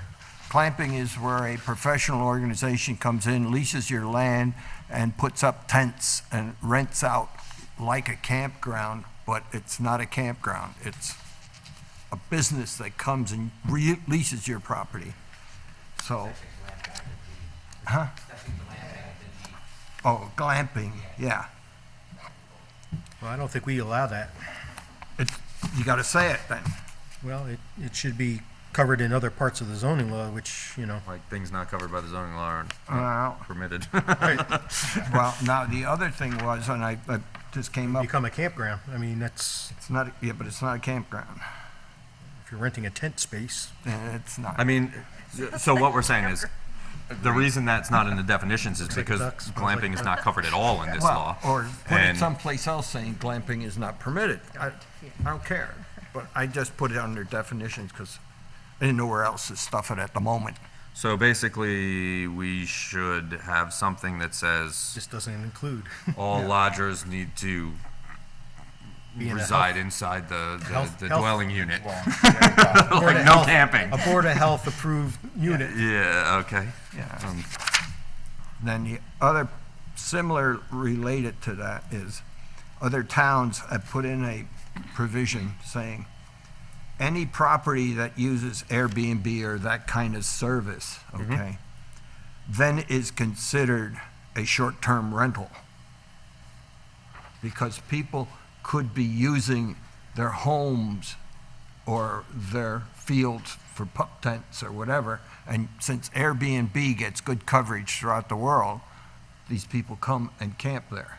So they said that, So basically saying all properties using a short-term rental facilitator are considered short-term rentals and may not be Right. used for camping.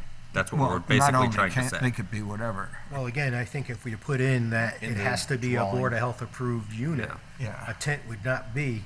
Right.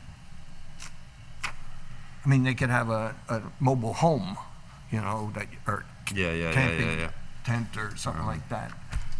That's the way they got around that.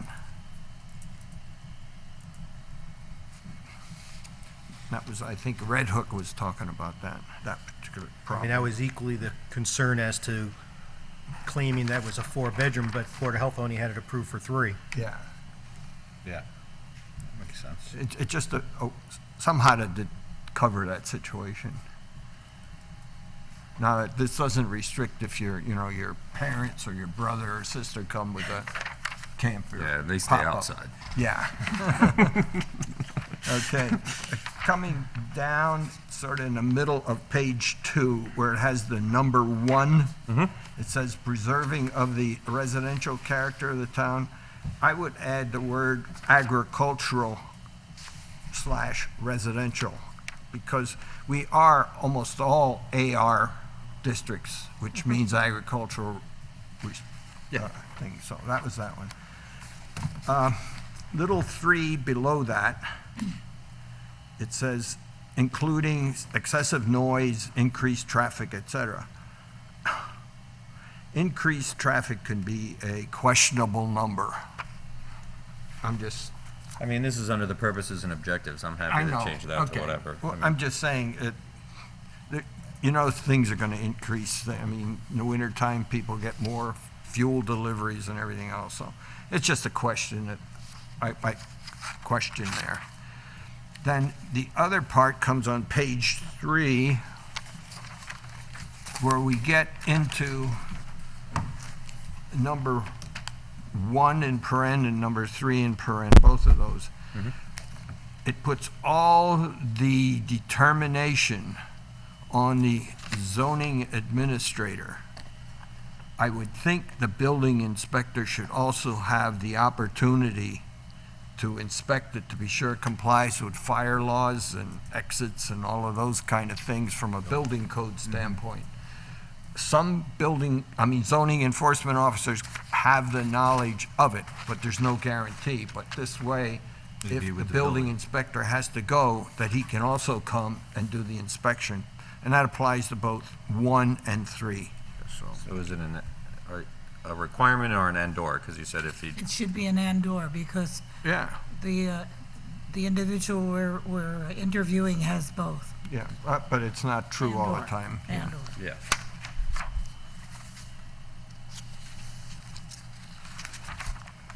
And speedily jumping over to 6. Page 6. Yeah. Number 3, with parens around it, says special use permits are limited to 2 per legal owners. Okay. If a husband and wife put ownership of 2 different properties, So, yeah. So, so it's 2 of them, or what about LLCs? You got So- 7 LLCs. we know all of this.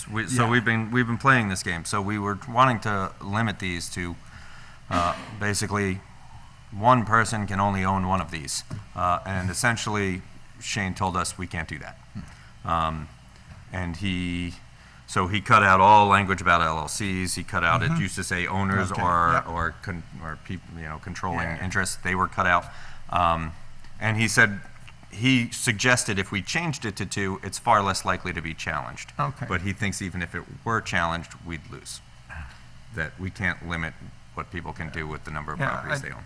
Okay, I mean, we can cut out the whole thing, but we're at least Yeah. trying to make people. yeah, no, I just wanted to understand why Yeah, that was it was left all- out. that Okay, whole sentence I'll was take it Shane. out. Okay. Then the next, number 4, about special use permits. Special use permits generally are good for a long time, not for 1 year. Now, we're making a special category special use permit by saying it's only good for 1 year. Now, I don't know how legally good that is. It's just a renewal. No, because you can reject it. Yeah, So it requires a renewal that can be rejected. Rejected. Now, normally, building variances and use permits exist with the property, not with the owner, That's correct. and it doesn't have a time limit on it, unless in very unusual circumstances. But generally, it doesn't apply. And I question the validity of being able to do that without making a very special category of special permit. I would say that we were doing change the that threading words the and needle stuff. thing of trying to make this as restrictive as we could while also allowing people to Yeah. do what they want with their property, and that's why that was put in. I think the 1 year limit is restrictive as well. I share that thought, but I'm not saying it, I'm just trying to be sure that we don't be in conflict with the regular restrictions on special permits coming from Albany. That's what I'm concerned with. Because this would have to be a special short-term rental, a short-term special permit. And as such, we haven't defined it as a special short-term rental, which does not apply to the rules of normal permits, short-term, normal special permits. yeah. Can we call it like a yearly special? I mean, I think we gotta change zoning. I just don't, I didn't research it, okay? I make no bones about it, I didn't do it, but I question it, because in all the years, we've had issues over how long do they last and everything else. Yeah, I know. And they they go with the don't- property, but, They go with the property, not with the owner. and that was an issue on this, when there's a change of ownership of a short-term rental, does the special use permit stay with them, or do they have to renew? Yeah, And we said that they had to renew. yeah. So Um, you may have to just further define the thing as a different kind of special use permit. You see what I'm saying? To get away from the confusion with the existing special use permit process and rules. And it may require you just adding a definition up in the front saying that that's occurring.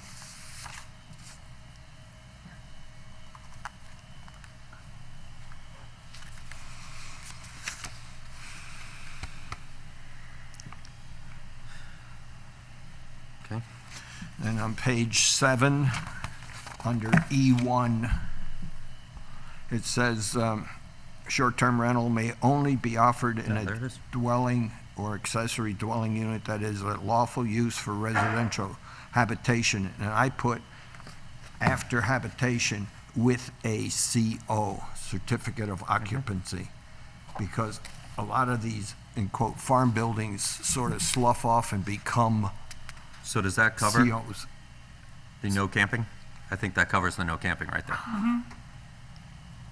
I think you could put it in parentheses and saying, this does not, or this does not allow for Yeah. tents or As I what say, have I you. didn't Yeah, yeah. know where to put it, but, so I just think with a CO has certain requirements and stuff, and that pretty much defines the legal use of that for public occupancy.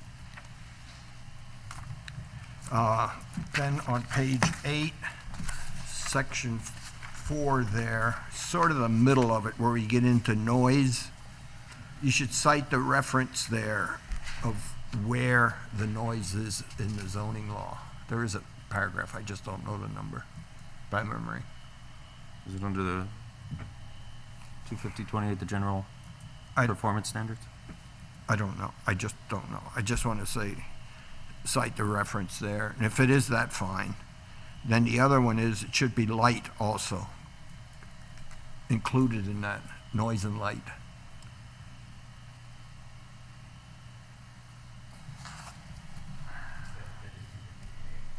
It is. So I'm just, Already done. it's already done. okay, yeah, it's pretty straightforward.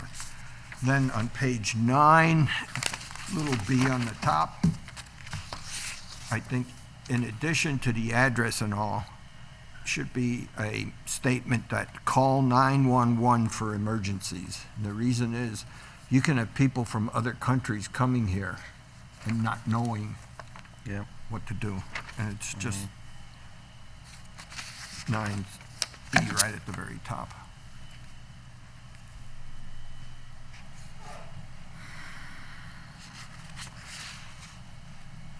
All right.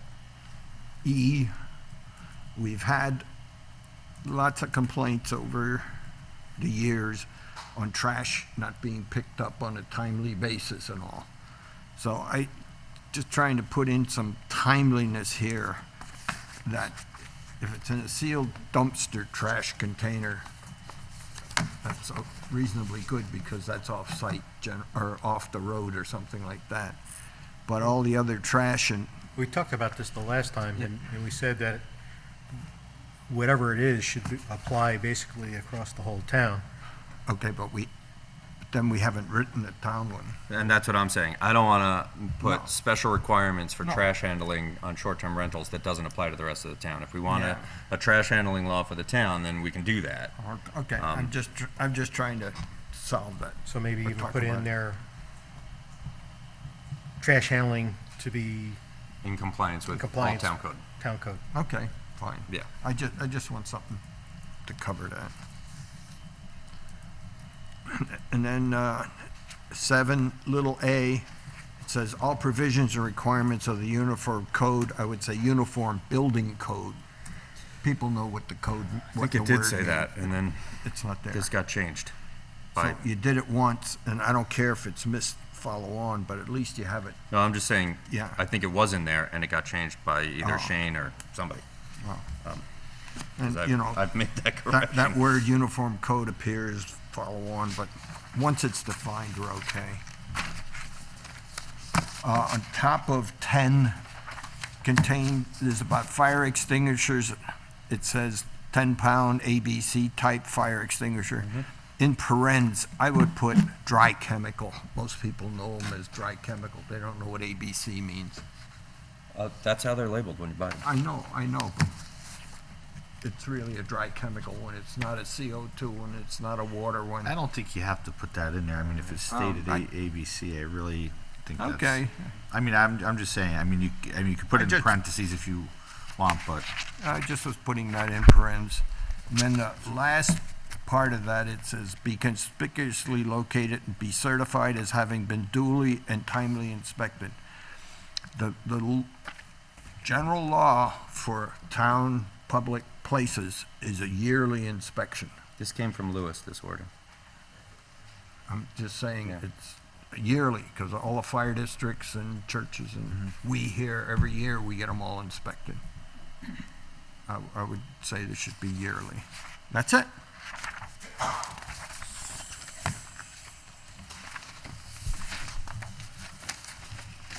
So then the question is,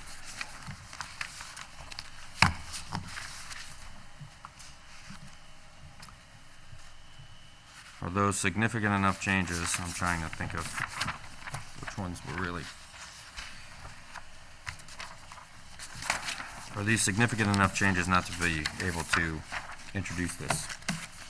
I think you could introduce it and just make sure you have the current one on the webpage so everybody Yeah, has it. so how I've been doing that in terms of dates on things and current, any changes I make, I send to Shane and no one else, so there's no confusion.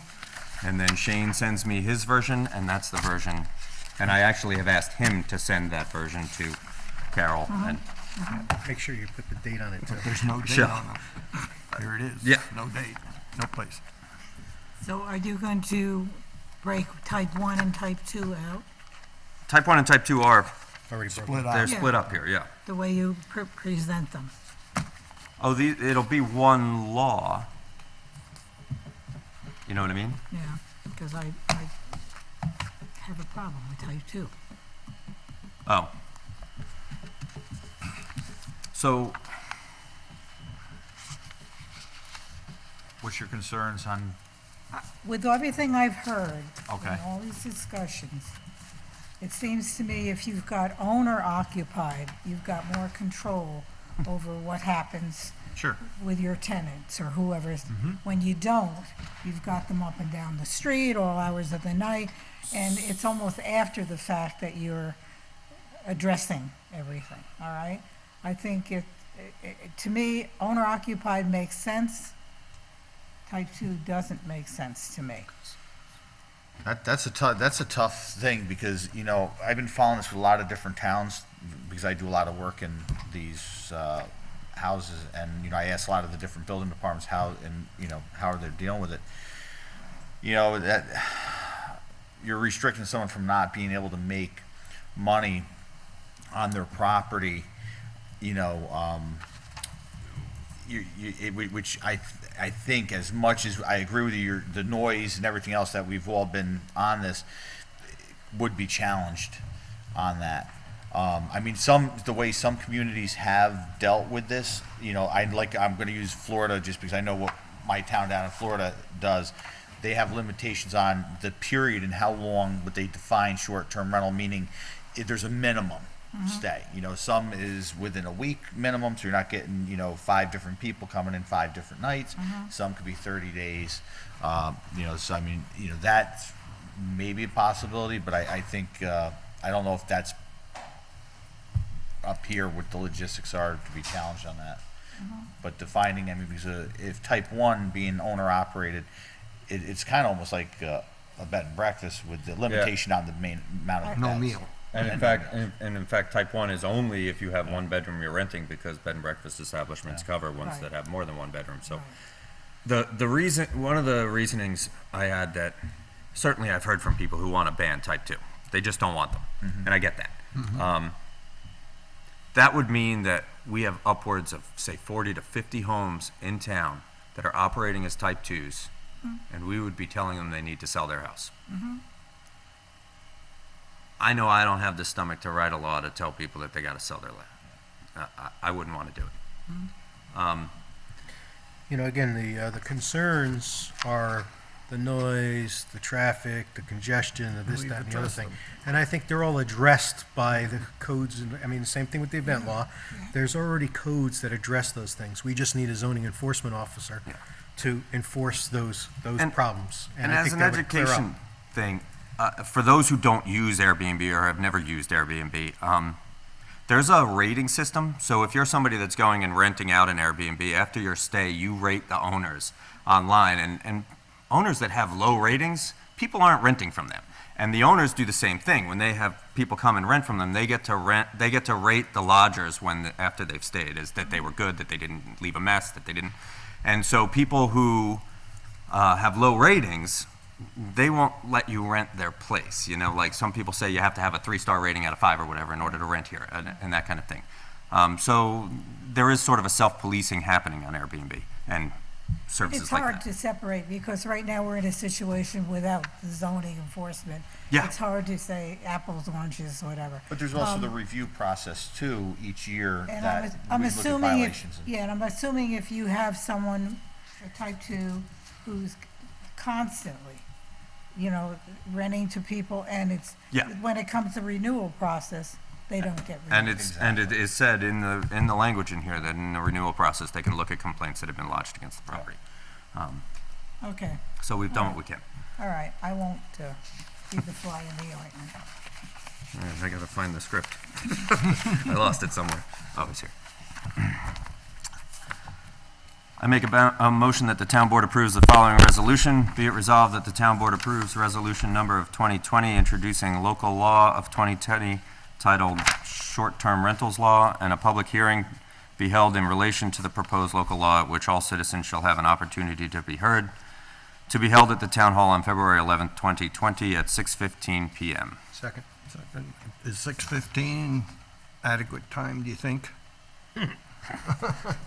Or should it be 6? Do we need, well, the other one's at 6. we already have. So it'll follow the event. Okay, okay, It'll follow the event okay. as well. I just wanted to, Yeah. All right, all in favor? Aye. aye. Thank you. On the next one, aren't I? Yeah, you got a lot. I got a lot tonight. So, as we all remember at the last meeting, we had been given the price list from CPL for the new year, and it didn't take into account the 3-year agreement we made on the planner for the planning board. So we resolved that with emails between Pete and Ray and I, and so these are just the motions to finally approve those price lists. I have one comment Yeah. before you want to go Oh, I'm into sorry. that. One thing. On the planning board one, the actual price list only lists this year. It actually should have listed 19, 20, and 21 to give the 3 full year thing. I mean, I'm sure they'll change it, but I just say it should be all 3 years. Okay. Yeah, The other one it is should the go one- through December 31st, 2021. Their problem here is that they give us this list, and this list, the only one that really matters for the planning board and that RFP that we issued is the senior planner. Yeah. The other things they can change. So, I mean, with that comment, I mean, I'm willing and I'm to sure, pass it. yeah, and I'm sure that on January 1st of 2021, if it changes, I'll bring it up. Okay, I'm sure he'll write a new sheet. And send it yeah, to I'll you. make sure Call Debbie and she can type it. That's all. Okay. I make a motion to approve the following resolution. Be it resolved that the town board appoints CPL engineers as town engineer for the planning board at the rates provided on the attached 2020 basis of fees for Clinton Planning Board. Second. All in favor? Aye. Aye. Motion carried. I make a motion to approve the following resolution. Be it resolved that the town board appoints CPL engineers as town engineer for municipal services at the rates provided on the attached 2020 basis of fees for Clinton Municipal. Second. All in favor? Aye. Motion carried. Okay, the next one is, let me get my thing here. Okay, here we are. Is approve hepatitis B immunization. New York State PESH requires that employees who may come in contact with human bodily fluids during the course of their jobs activities must be offered a hepatitis B immunization. They can reject it, but we've got to be offering it. This is a new requirement and applies to custodians, lifeguards, summer camp volunteers and employees and others. I didn't want to go through the whole list, so that's what this is about. I make a motion to approve the following resolution. Be it resolved that the town board approves that the hepatitis B immunization contract with Emergency One Hyde Park and authorizes the town supervisor to sign the contract. Is there a second? Second. All in favor? Aye. Aye. Motion carried. Okay, next one.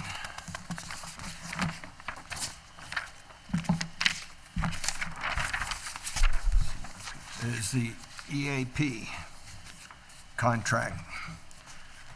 Okay, the Employee Assistance Program called EAP provides assistance to the employee and their family who with problems that typically include but not limited to alcoholism, drug abuse, emotional, family, marital, financial, legal, etc. In other words, we pay one fixed price. The families can go. They don't need prior approval and get counseling as needed. I make a motion to approve the following resolution. Be it resolved that the town board approves the 2020 EAP contract with Mid-Hudson Regional Hospital of Westchester Medical Center and authorizes the town supervisor to sign the contract. All in favor? Second. Oh, second, rather. All in favor? Aye. Motion carried. Okay, the next one is the AUD extension. The 2-month AUD extension is needed to allow 2 2019 New York State reimbursement checks to be received as 2019 receivables and included in the 2019 AUD. I make a motion that the town board approves the following resolution. Be it resolved, the town board approves requesting an extension to file the AUD for proper accounting of the 2019 finances. Is there a second? Second. Any discussion? All in favor? Aye. Motion carried. Next one is the contract with Pine Plains Vet. We yearly approve using Pine Plains Vet as the holding place for collected dogs. It is significantly cheaper than using the SPA and is closer for travel. So I make a motion to approve the following resolution. Be it resolved that the town board approves the 2020 contract with Pine Plains Vets for shelter and services and authorizes the town supervisor to sign the contract. Is there a second? Second. All in favor? Aye. Motion carried.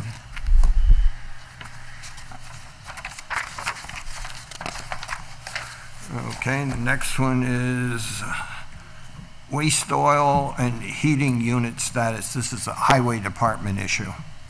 Nancy, Chris? Okay, so, speaking with Todd and the, stand back a little bit here. Speaking with Todd and some of the issues that have been going on with the waste oil heater for the past year, we've been putting a lot of money into this heater that's practically almost 15 years old. I know we just put in new blower assembly of around the cost of $1,600, and once they put it on, find out the heat exchanger is cracked. I've personally spoke to the company who's been doing the work, Jovan and Sons. The unit itself, to put several more thousands of dollars into this unit is not the best way to go.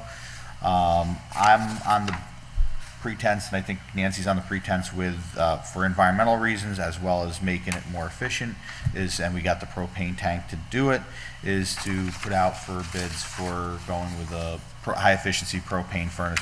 I think the cost will probably come in fairly close to the same amount with that, and then we're also not having any extra oil or anything else just sitting on the property that we don't need. So, any comments? Well, we've been collecting the oil in the recycling so that people could come and, so are we now going to say no? Well, if we're not gonna have it on the property, I mean, there's a lot of pros on not having that onto the property as well at that point.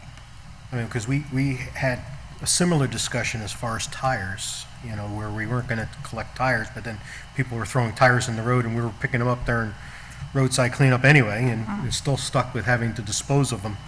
Where if we had a collection, we would charge people to, return tires So the here. problem with collecting oil, and not to get into the long and short of this whole thing here, is, we have a bulk requirement, we have a yearly thing that we have to fill out with bulk regulations of product that's determined, such as like our diesel tank or gas tank, any of the oil tanks that are being worked on, being used for any of the projects that we have. Any of these other tanks become really not registered because there could be a lot of them or there could be none of them. So, as far as environmental stuff and like that, keeping it off the property would be in the best interest of the town. Well, I understand that, and I'm just trying to make it easy for residents to stay environmentally friendly and do the right thing. I mean, I know that most of the garages by law are supposed to accept the return of oils and stuff like that. I know that restaurants, when it comes to cooking oil, basically sell off that oil. So is there even let's say, a way for us to maybe collect it on a short-term basis and have someone come in and take it out, Okay, and so- potentially maybe even paying us? So here's the thing, so I have made phone calls regarding that issue, and right now the waste oil cost is down, and a lot of companies are charging they used to buy it, okay? yeah. But now they're charging us a fee, and that could be up to $1 a gallon to get rid of it, okay, because they're not making it on the other side. I would say going with the bulk regulations with the DEC on that, unless we're going to have an actual containment facility that has some sort of protection, such as a double wall, like our diesel tanks that has some sort of containment, and our gasoline that's a double tank. I wouldn't do it with 55-gallon drums, and that's being in, Sure, having I many understand. years of experience. So to finish that circle though, the phone calls you made, are we going to be having to pay to get rid of it? So I what we have. found one company that is willing to the matter of fact, the owner lives in town, and I've used them personally for my business on that, which is willing to do it at no charge for the town. I know the company, I've dealt with them in the 90s. They've They're a been good around company, for, yeah. so for that, they've, Free's a good price. Always is. so it's not costing the town anything to deal with it Yeah. on that, so. In developing this whole thing, I mean, we could look at what alternatives the residents have for disposing, and communicate that. But we're all of the same mind that we really don't want that on the property anymore. It's just too environmentally, potentially Too much a liability. problem. Yeah. We have one barrel that's a little suspect right now. We'd want to get it out of here. Yeah, it's not leaking or anything like that, but it's, we looked at stuff and went through it. And, if we're on trying to go be a little more environmentally friendly on the property and stuff like that, that'd be a way to go. Sure. Backs up right to the Wappinger. So we're going to be So, coming back with some alternatives. Obviously, this is, Ray, not in the budget, I know. and Got it. was not anticipated. We thought know. spending a little money would resolve it for another year. It sure. didn't work. So one of the things right now, it's not like the highway department doesn't have any heat in here. However, the problem is the location of the primary oil-fired furnace that's using right now, which is working. It's not of an issue at any point in time. It's all the way on the other side of the building. The building is over 80, well, the inside of the garage part of the building, not counting the offices, is over 85% 5 feet. Todd and I actually measured it out. So with the fans and then them leaving the 2 offices open in there with the propane heaters, it's keeping it up with the moderate temperatures that we're having. So whatever we got to do, and we want to, obviously, we've been lucky it's been warm this winter so far. But if that changes, they're going to have a problem. Or if the door's going to start opening and closing, that one furnace isn't going to handle sufficiently all the way where it is. So what I'm proposing is this to do. Obviously, we're going to put it out to a bid process. I have the knowledge of design on there, so we can spec out what we're going to bid on that, so we know. So everyone's going, with the same type of equipment, the specs of what we need to do to make it work and to make it longevity, so we don't have to deal with this for the next 20 years on here. We're also looking at some internal options to raise some of the money to pay for a new unit, Yes. okay? So, but I think we'll have to sit down and, once we get, some of the other information with that. Okay.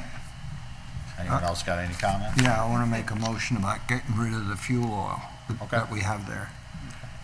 Okay, I make a motion that the town board approves the following resolution. Be it resolved that the town board approves the free disposal of existing 55-gallon drums of used, what do you call it, motor oil? Waste oil. Waste Waste oil. oil. Is there a second? Second. All in favor? Aye. Motion carried. So that gets rid of that right now. Yeah, so I'll call the company, which is Vasco, so he's right up here. And they said they would be able to, as soon as they'd be able to do it sometime next week, so I'll touch Whatever, base yeah. with them. So that takes care of that problem. And the other one you're going to come back with? Yep. Right. Okay.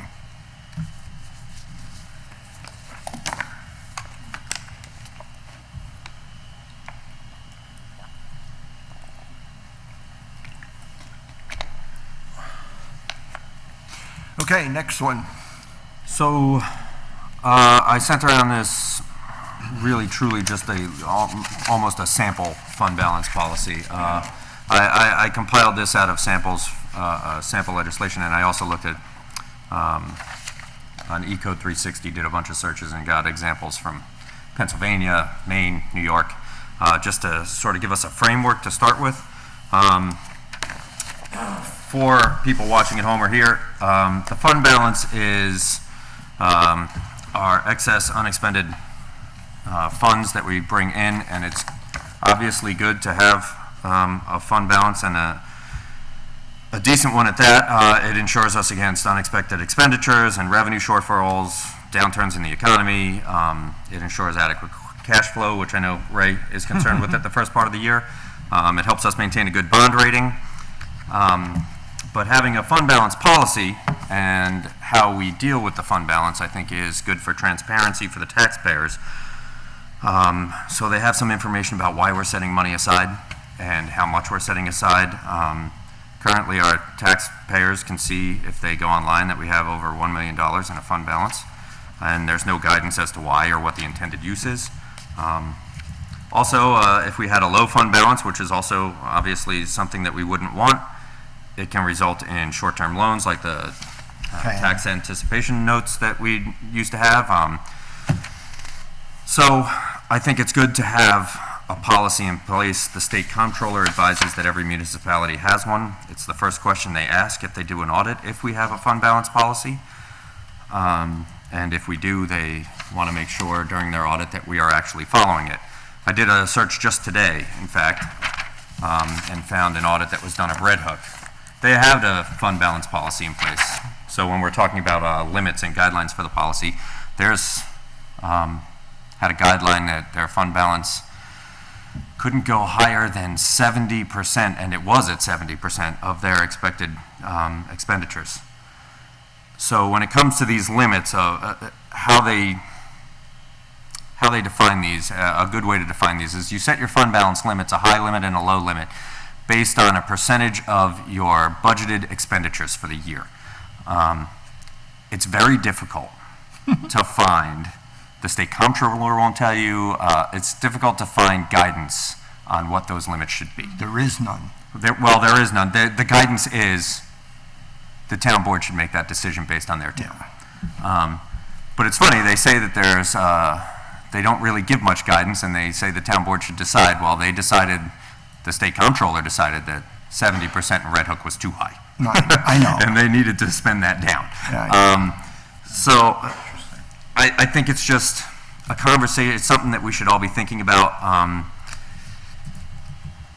An example I've been thinking about lately when I've been talking, I mostly talk these things through with Johanna at home just so that I know what I'm going to say when I get here.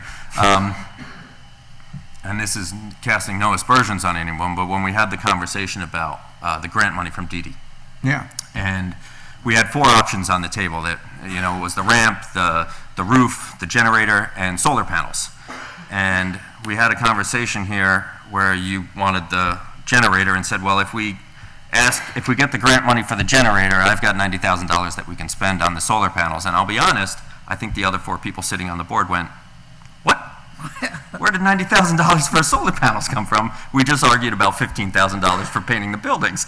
So it was, and I feel like with a fund balance policy in place, we won't ever have those conversations. When the AUD comes out, say 3 months after the end of the year, we see what the fund balance is. We compare that as a percentage of what our expected, or what our budgeted expenditures are that year, and then we know if we have money that we can spend or not based on the policy. Right. And it's a cut and dry process for us, and leaves less guesswork. It adds a level of consistency for future boards and guidance for future boards, because we're all not going to be here forever. We're not? We're not? I think you are. But we won't. Well, I know we've had this conversation, and I think part and parcel to the fund balance policy is also having a plan, whether it be a 5-year plan, of maintenance and everything else that needs to be done, so that the policy also matches Yeah. the plan. Yeah, and things I wrote down for tonight were, this draft I sent you is just for one fund balance policy, but we could split it up, so we have a policy for the highway funds fund balance and for the general funds fund balance. So, I mean, Red Hook having a 70%, if they had a plan that they were going to do something at the end, And and they needed to build up to that 70 or 80% for the reason of, And I'd like to know, I mean, Red Hook got lucky because in the course of, from 2013 to 17, they went from a fund balance that represented like 12% of their expenditures to one that was 70. They did very well in building up their fund balance. I don't quite know how they did it. I didn't read the entire audit. But I think, we should have the discussion on whether we should split up 2 policies, one for highway, one for general, or not. No. And that's fine. And how we want to spend it down. We can just say we spend it down on one-time projects. We could say that a percentage of it goes to the capital projects fund, or it pays down debt, which I don't think right now would benefit us. We don't get a benefit for paying off our debt early right now. I can't pay off the debt. We're contractually. Yeah. We can pay it off early. We just don't get any benefit from it. We still have to pay the interest. well, at the interest rate that we're The paying, interest it rate doesn't doesn't pay. change. Yeah. We can't pay it off. Because it's a early. I tried municipal, municipal bonds have guaranteed interest rates, so it doesn't Yeah. matter if you pay it off early. Well, the point is, we start to put something down, Mhm. and we all become more aware of the financial piece. I mean, Ray does, he's the budget officer, and he's done this for years, but it's kind of a mystery to us. Yeah. And it really, as a board, if we're going to make decisions in the future, it just adds to the value of our decisions. Yeah. That's it. So, and just as a point of reference, right now, the last monthly financial report we got, because of the end of the year, was November's, and I think it was a little over $1 million, our fund balance. And it represents our currently budgeted expenditures for this year, if that ends up being it, which it won't be, but it'll be close, is about 33.5% of our budgeted expenditures. I mentioned that. I called Van Nostrand and Houlihan just to see if they could give advice on what they think the fund balance should be, since they've seen this before. And again, I got kind of the same answer, like, well, it's up to the board. But she did say, I think 33 is good. And I don't know if that meant good, like, you should leave it there, or good, it's a little excessive, you can spend it down and still be fine. I didn't, so I think it's a discussion we should keep Well, having. obviously, we know it's not enough because there's a lot of things that we need to do, including painting, that we keep on chincing at Sure. $10,000. Sure. And so rather than having it sitting there idle, which is good for a rainy day fund, there are certainly things that are deteriorating in this town that if we don't fix, it's going to cost Yeah. us twice as much. So in terms of the painting, which doesn't necessarily have to do with this, we did budget $30,000 this year, and because of the lateness of the RFP last year, we didn't get enough responses. I do have it on my list of things to do to introduce one for February, the same one essentially Right. that we did last time, so we can start earlier and hopefully get somebody that will do it for $30,000. But that money's in the budget this year, and I mean, if we set this at 30%, that would mean that, like, with the current fund balance we have, say we set our upper limit at 30%, that would mean that right now we'd have about $90,000 to spend, that we could spend by the policy. If we decide to set it higher at a 35 or 40%, well, then we wouldn't have any money to spend. Right now, we'd have to build it up. So Ray, do you know offhand what we need as far as monies not to have a tan? Yeah, to cover the first 3 months, and that's where this money is used for. I know. Because I can't write checks without money in the bank. Right. I need essentially at least 600,000 in general fund and about 200,000 in So highway funds. So to say that we have $1 million when we need about 800,000 not to have a tan, I have an issue with that theory. In April, say we get our tax money April 1st from the tax collector. She is handing you, or giving the town, 12 months worth of tax payments. It's supposed to cover 12 months. So then we're told at the end of December, after 9 months, oh, we don't have the money, so we have to take it from the fund balance to cover the first 3 months. You were given 12 months worth of money on April 1st. That's right. So that extra money at the end of December goes into the fund balance and is used for those next 3 I months. have to repay the loans that I took out of the expended balance to pay the checks, to pay the highway guys for doing their work and electricity and all. So I got to pay back those 3 months. So that money is there, so I can spend it. Yeah, but why, I guess, I think what Mike's getting on, I think what I'm seeing right now is, there's money that's budget. Either we were behind at one point that we're trying to catch back up, and we're robbing Peter to pay Paul, in essence, right? Well, I'm not saying, well, it's a January, figure. February, March, before the tax payments come in, we got to lay out money. But For 3 months. But if we were at one point somewhere that might, if we were always on 12 months, we got those payments, and then at the end of the cycle, we should have had whatever the balance was there. But the problem somewhere down the line, many years ago, fell behind, and now we're counting on to have Well, no, some we're materials. zeroing out at the end of the year. I mean, our budget is supposed to be quote-unquote zero by the end, Right. that we've spent everything that we budgeted for. If that be the case, we start January 1st with zero. So not having a fund balance, we don't have the money to pay Yeah, these 3 I guess months' what I'm bills. saying is so the fund balance at the end of December, Yes. whatever it is, say it's $1 million, and 3 months worth of payments is $600,000. Like I said, 8.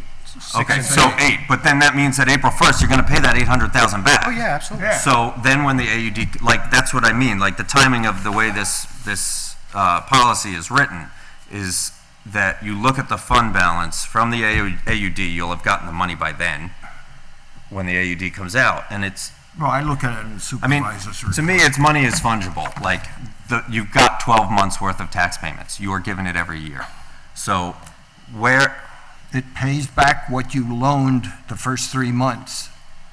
It puts it back into that so that you have that available next year for the first 3 months of next year. Well, I mean, if you don't have the money, then we have to go back to what we used to do, which was borrow. And that costs us $2,000 to $3,000 to get a I'm not $250,000. disputing that. I'd like to see. All I'm saying is, if you're going to set a policy, Yeah. and we know that 800,000, which is probably closer to 28,000, 28% of our budget, Whatever, yeah, I don't know. Then our- percent basis. our minimum should be that number. Yeah, You're saying the 28%. Well, I mean, whatever it is, I'm Yeah, just saying, yeah. if it's $1 million, or if it's 800,000, is roughly about 28%, Yeah. then our minimal fund balance should always try to strive Yeah. to be at least that 28% of whatever our budget Yeah, is. absolutely. So that would be the minimum level that we set. Right. Yeah, absolutely, that makes sense. I think this is an excellent time to start learning, Mm-hmm. deciding, dissecting it, and obviously we'll all be involved, and so we can make some decisions in the future. But I don't think right now the discussion belongs on this panel. I think we need to. Well, yeah, the reason I wanted to introduce it in January is because I know we have a few months until the AUD comes Yeah. out, and when we have a clear picture of what happened last year and what we have, budgeted for this year, so that we could have a policy in place by the time we get to that. Right. So, I mean, I don't think there's a giant rush on it, but if we could do it in 3 months, that'd be great. Well, there's several problems with what you presented, okay, to That's start why with. we need to have other meetings on this. All right? Oh, sure. Whenever you want them. I mean, you don't need to be defending it right here and now, is my point. I'll be honest, I have no desire to defend this. I put a sample out there so that everybody could see what I'm talking about. Right. I'm not married to anything on here. No, I just like, I think the budget in some ways has been a mystery, okay? Yeah. And no fault of anybody, but I think more detail we have, the better decisions we'll make Yeah. as to how to spend or what we have to spend. That's all. and I think it will help us at the end of the year during the budgeting process, that we'll all have a better grip on what the fund balance Exactly. is when money is getting transferred so that the taxes don't go up. What we're doing. It's all shown in the budget cycle. I know it is, but as Nancy said, and I agree with her, I'm not blaming you, Ray. I'm saying that, it's more of an education process for us as well as we move forward. Right. So that we're all better informed yeah, and more aware of what's happening during the budgeting process, and when we're saying that we're taking money from this fund to pay that, what that means. Okay. I'll start putting my spending Yeah, list so, together. well, no, what I'm saying is, please, if you want to sit down with me and we'll go through whatever comments you have on it, anybody that has got a comments, lot of them. email them, and I can schedule something with you before the next meeting, and we'll see what we can come up with. Yeah, no problem. Okay. But there's a lot of problems with this, or you're gonna have to hire a comptroller. I'll tell you that right now.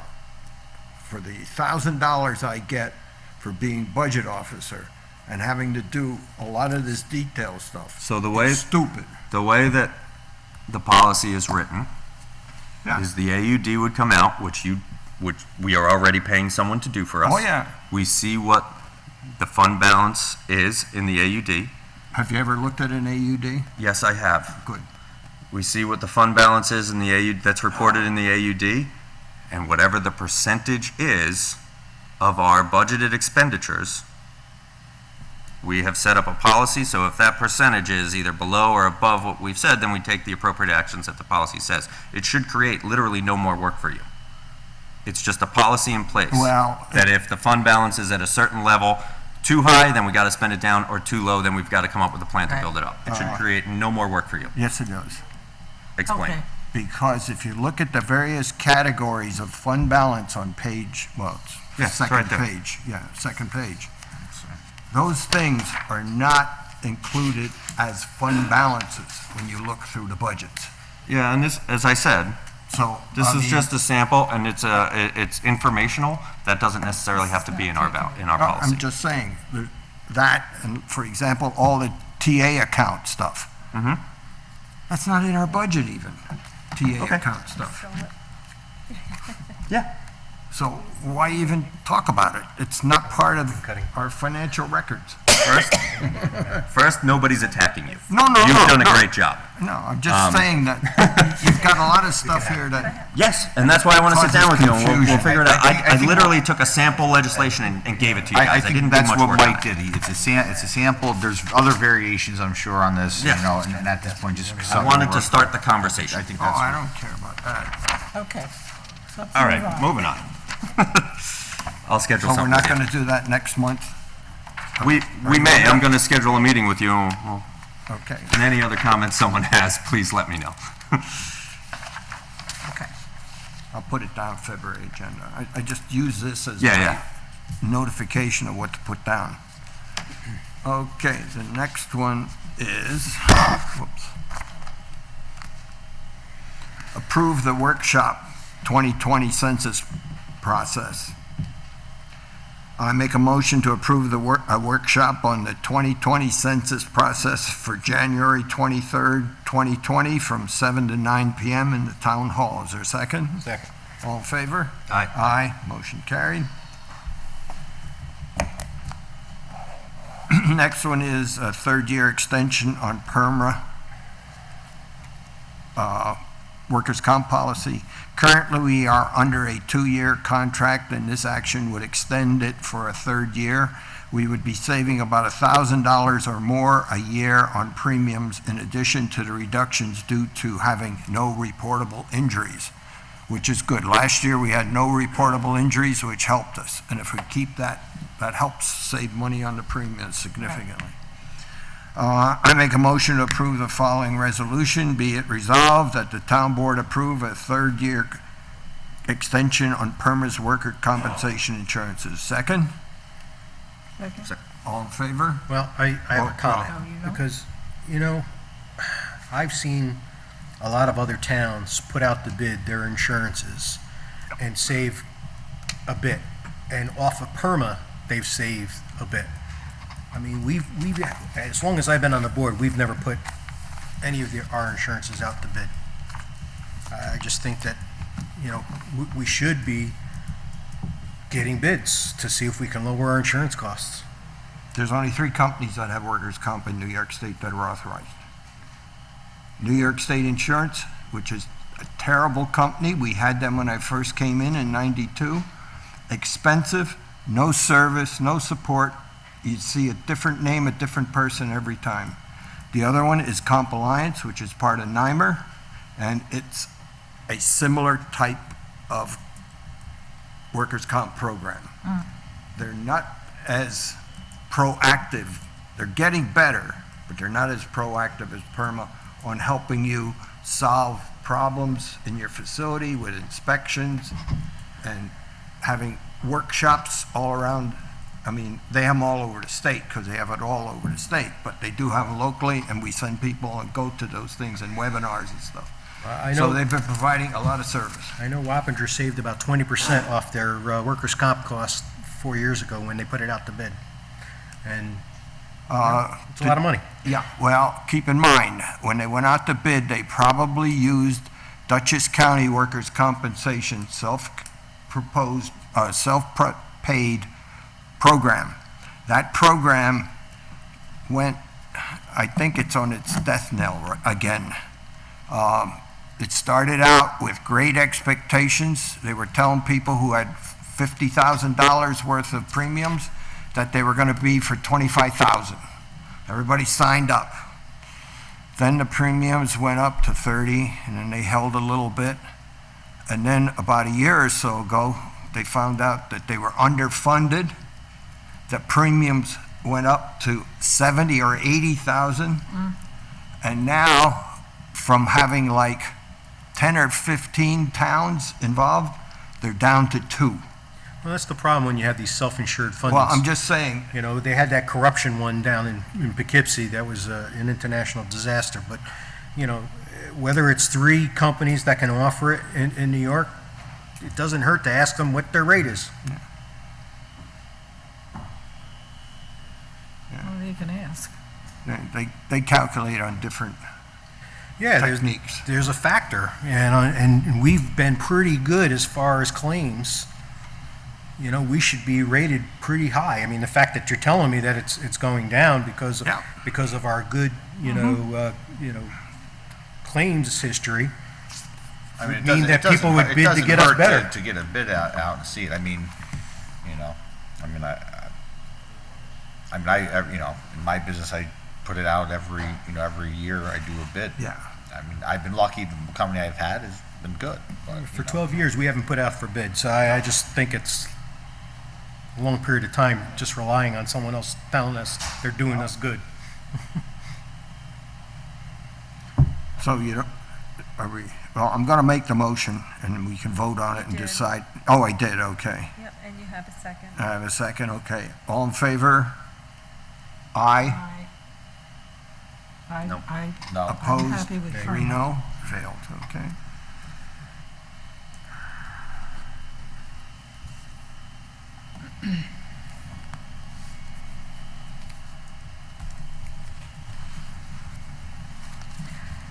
Okay.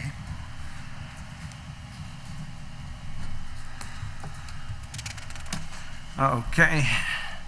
The next one is to approve the Transco presentation on power lines. I make a motion to approve a workshop on New York's Transco presentation on power line upgrade on January 28th, 2020 at 7 PM in the town hall. Is there a second? Second. Any further discussion? All in favor? Aye. Aye. Motion carried. Now we got another one here on gas tank compliance. Who's talking to that one? Yeah, I am. In the highway department, we have a lot of reporting that we need to do on a monthly and quarterly basis on the operation of our equipment, our gas meters, our oil, waste, et cetera. And we have discovered that we're in need of a lot of repairs and a lot of things that need to be upgraded. So this motion is to take care of that. The company, we don't go out for bids on this because it's a single source company. Ecotech is the name of the company, so I would like to make a motion that the town board approve the following resolution. Be it resolved that the town board approve the contract for Eco for petroleum bulk storage compliance work as described in the January 10, 2020 estimated cost not to exceed $5,000. Is there a second? Second. More discussion? Anybody? And so what would this include? Upgrading So, well, meters or? what it is, there's issues with our bulk tanks that need to be addressed, that been looked at a while ago, that haven't been corrected at that point. Why doesn't Todd come up and be more specific? There you go. Yeah, but we got, it's stuff we have to. But is Bring up. this part of the, you know, the gas tanks that we actually share with the other fire departments and everything? Yeah, it's all one set of tanks. It's all one. What it is, it's the You gotta get gauges. closer to them. It's the gauges on the tanks, the gas tank, the diesel tank, and the fuel oil tanks that are in the shop and outside the shop. The gauges that are, 2 of the gauges are old. They've been in for years. They got water into them. They're broken. That tells us how full the tanks are. They're double-walled tanks. The outside tank gauge, one of them is froze. One of them is reading that the outside tank is full, but there's water and condensation into it. So this company, Ecotech's going to come in, drain it, put us back in compliance. We do a monthly report.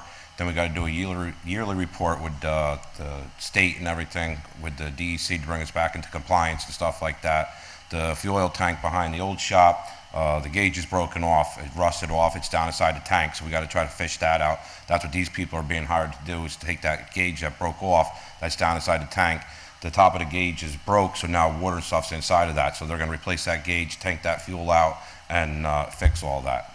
So that's the ballpark figure, not to exceed the 5,000 to And bring that's us back going into through compliance. also checking all the alarms and Yes, everything else. the that alarms are All on the electric stuff. overfill alarms and the warning alarms for the gas and the diesel are broken right functioning. now. And they're replacing those also to put those back up and working for us, the audible alarms for us. We do have a compliance issue as of today, yeah. so we've got to fix it ASAP. Yep. We're estimating 5. We don't know for sure what the total is.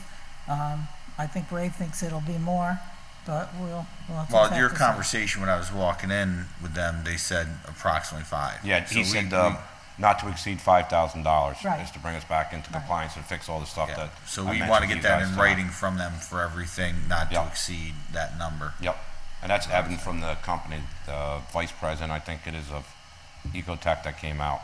Well, obviously, if we're out of compliance and we're potentially going to get fined, we need to do it right away. My point was really going towards that if this is something that, you know, we could throw some more stuff in and go for like a shared service grant because it is being shared by, you know, not only us, but the fire departments, then, you know. We're not sharing it with the fire departments. The fire departments are coming in, getting the fuel, and they're paying us back for it. So Right. it's not. But and we got a also with the shared grant to get that. That's with the sheriffs and stuff, yes. Yeah. The only problem is how long would it take to do a shared grant? No, I understand And that. That's our If dilemma. this is something that needs to be done, I understand. Yes. I mean, But if there's a year something ago, that we can could've delay probably and throw figured it out. more on. It's emergency. Right. Yeah, it's an emergency. It's gotta be done. No, this needs to be done now. Okay. Thank you. Thank you, Todd. Okay, is there a second now? Second. There was a second. Okay, further discussion? Okay, all in favor? Aye. Aye. Motion carried. Warrants. Make a motion be resolved, the town board approves the January 14th, 2020 general fund warrant vouchers 1 through 27 totaling $53,790.42, and the January 14th, 2020 highway fund warrant vouchers 1 through 11 totaling $53,522.69. Is there a second? Second. All in favor? Aye. Motion carried. Motion to move funds. I make a motion that the town board approves the following resolution. Be it resolved that the town board approves the resolution of 2020, a motion to move funds at the January 14, 2020 town board meeting. Is there a second? Second. Any discussion? All in favor? Aye. Motion carried. On the supervisor's report, there is no December 2019 supervisor's report because we had all the payments at the end of the month and none of them have cleared all through the system. And until the AUD gets finished, we won't have a final one. We'll have interim ones, but we won't have the final numbers carrying over. So there's no approval, it's just a discussion item. Is any other discussion we want before we go into public?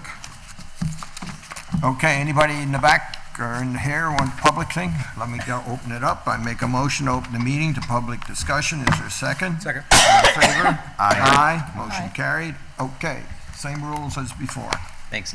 This won't take more than half an hour. No, just kidding. Oh, we'll give you the rest of the time for Arlene. Oh, that's right. I realized that it did go into resolution, but a couple notes that I took while we were going over the short-term rentals, mostly just commentary. Ray, your comment about glamping and tenting thing, I share that concern. And we've been approached with that on our property as well. But I did look it up while we were there in the short-term rental definition. By capitalizing dwelling and accessory dwelling unit, it automatically refers to those definitions already in the town code. And those definitions are worded in such a way that I believe it does prevent tent camping based on how they define those. So something to look at to do that. In the bed and breakfast establishment definition, it uses the word transient. Later on, it talks about 30 consecutive nights or less. Transient is defined in the town code as 14 days or fewer.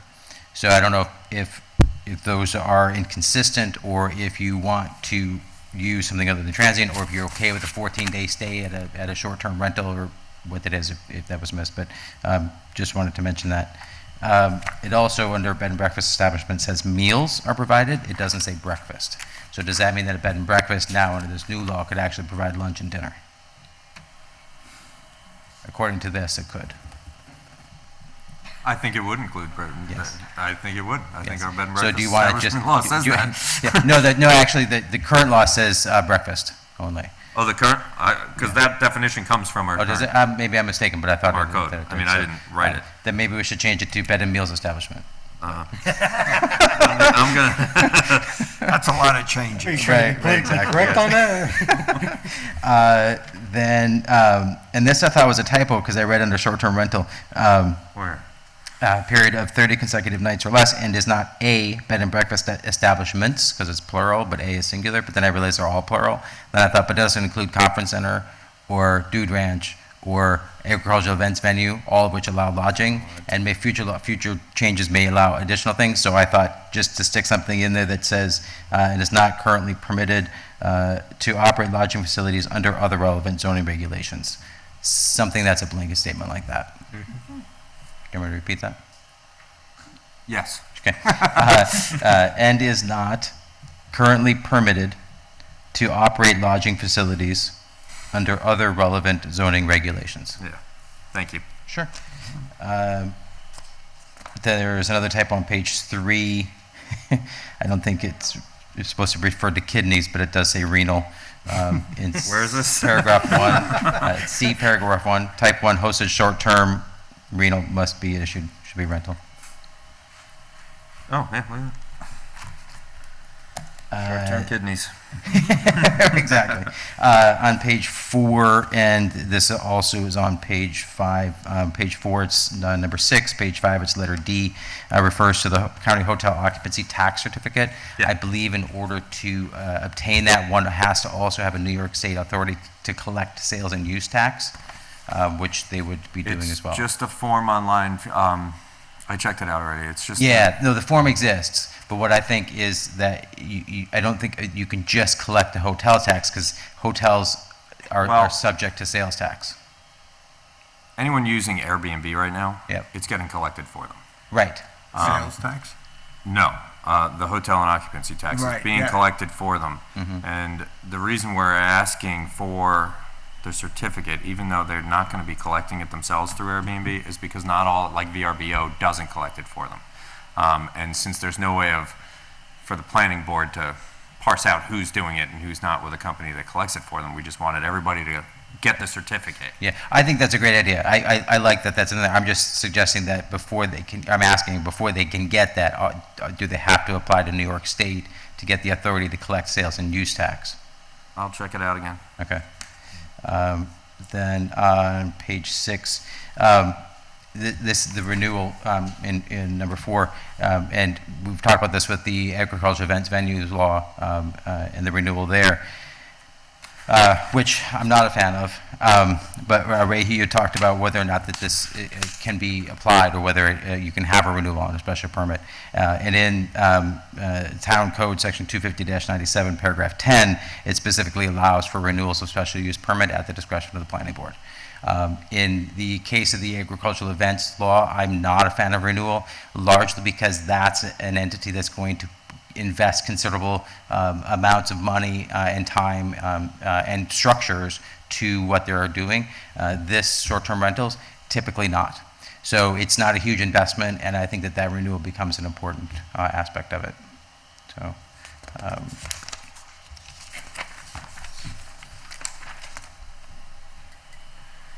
I think that was it. Thank you, Jeff. Thank you very much. Thanks for working on that, Michael. Again, I know this is a lot to do, so thank you. Anybody else? Arlene? I just have a question. So it's a special use permit for the Airbnb. So it's technically is the use of the property stays with the property or with the owner. So let's say the property changes ownership. So is the use of that Airbnb transferred to the new owner, or do they have to start again? Yeah, it stays with them, but with an annual renewal. So if they got it renewed in January and it changes hands in June, by the next January, the new owner would have to renew anyway. I think being it's a new ownership, I think they should start with the process that's instead how of I a originally renewal, and that's because I'm sure they have a different proposal. And sometimes these properties, these houses will do a renovation, a massive renovation. All of a sudden, 2-bedroom become 3-bedroom, or all Okay, that so stuff. that's how we originally had it, but we were informed that special use permits stay with the property. Yes. So requiring a new owner to renew a special use permit before it was actually expired was not something we could really do.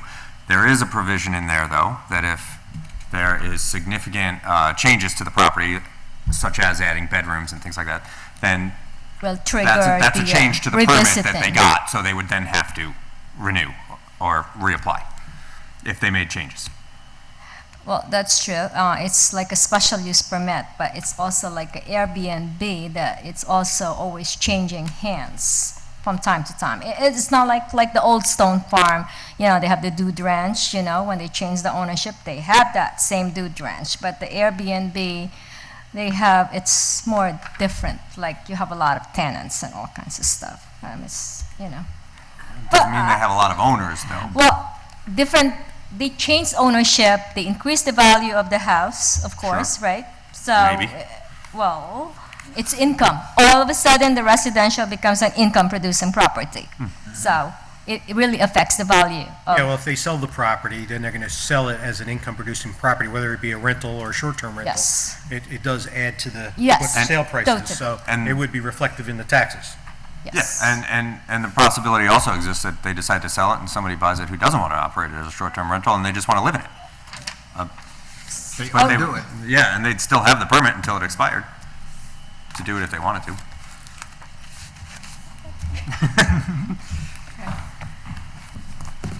Anyone else? Okay, I make a motion to return to regular order of business. Is there a second? Second. All in favor? Aye. Aye. Motion carried. Any more business? No. I make a motion that the town board adjourns the meeting. Is there a second? Second. All in favor? Aye. Aye. Motion carried. Thank you all. Come Thursday, 7 o'clock, zoning revision meeting here.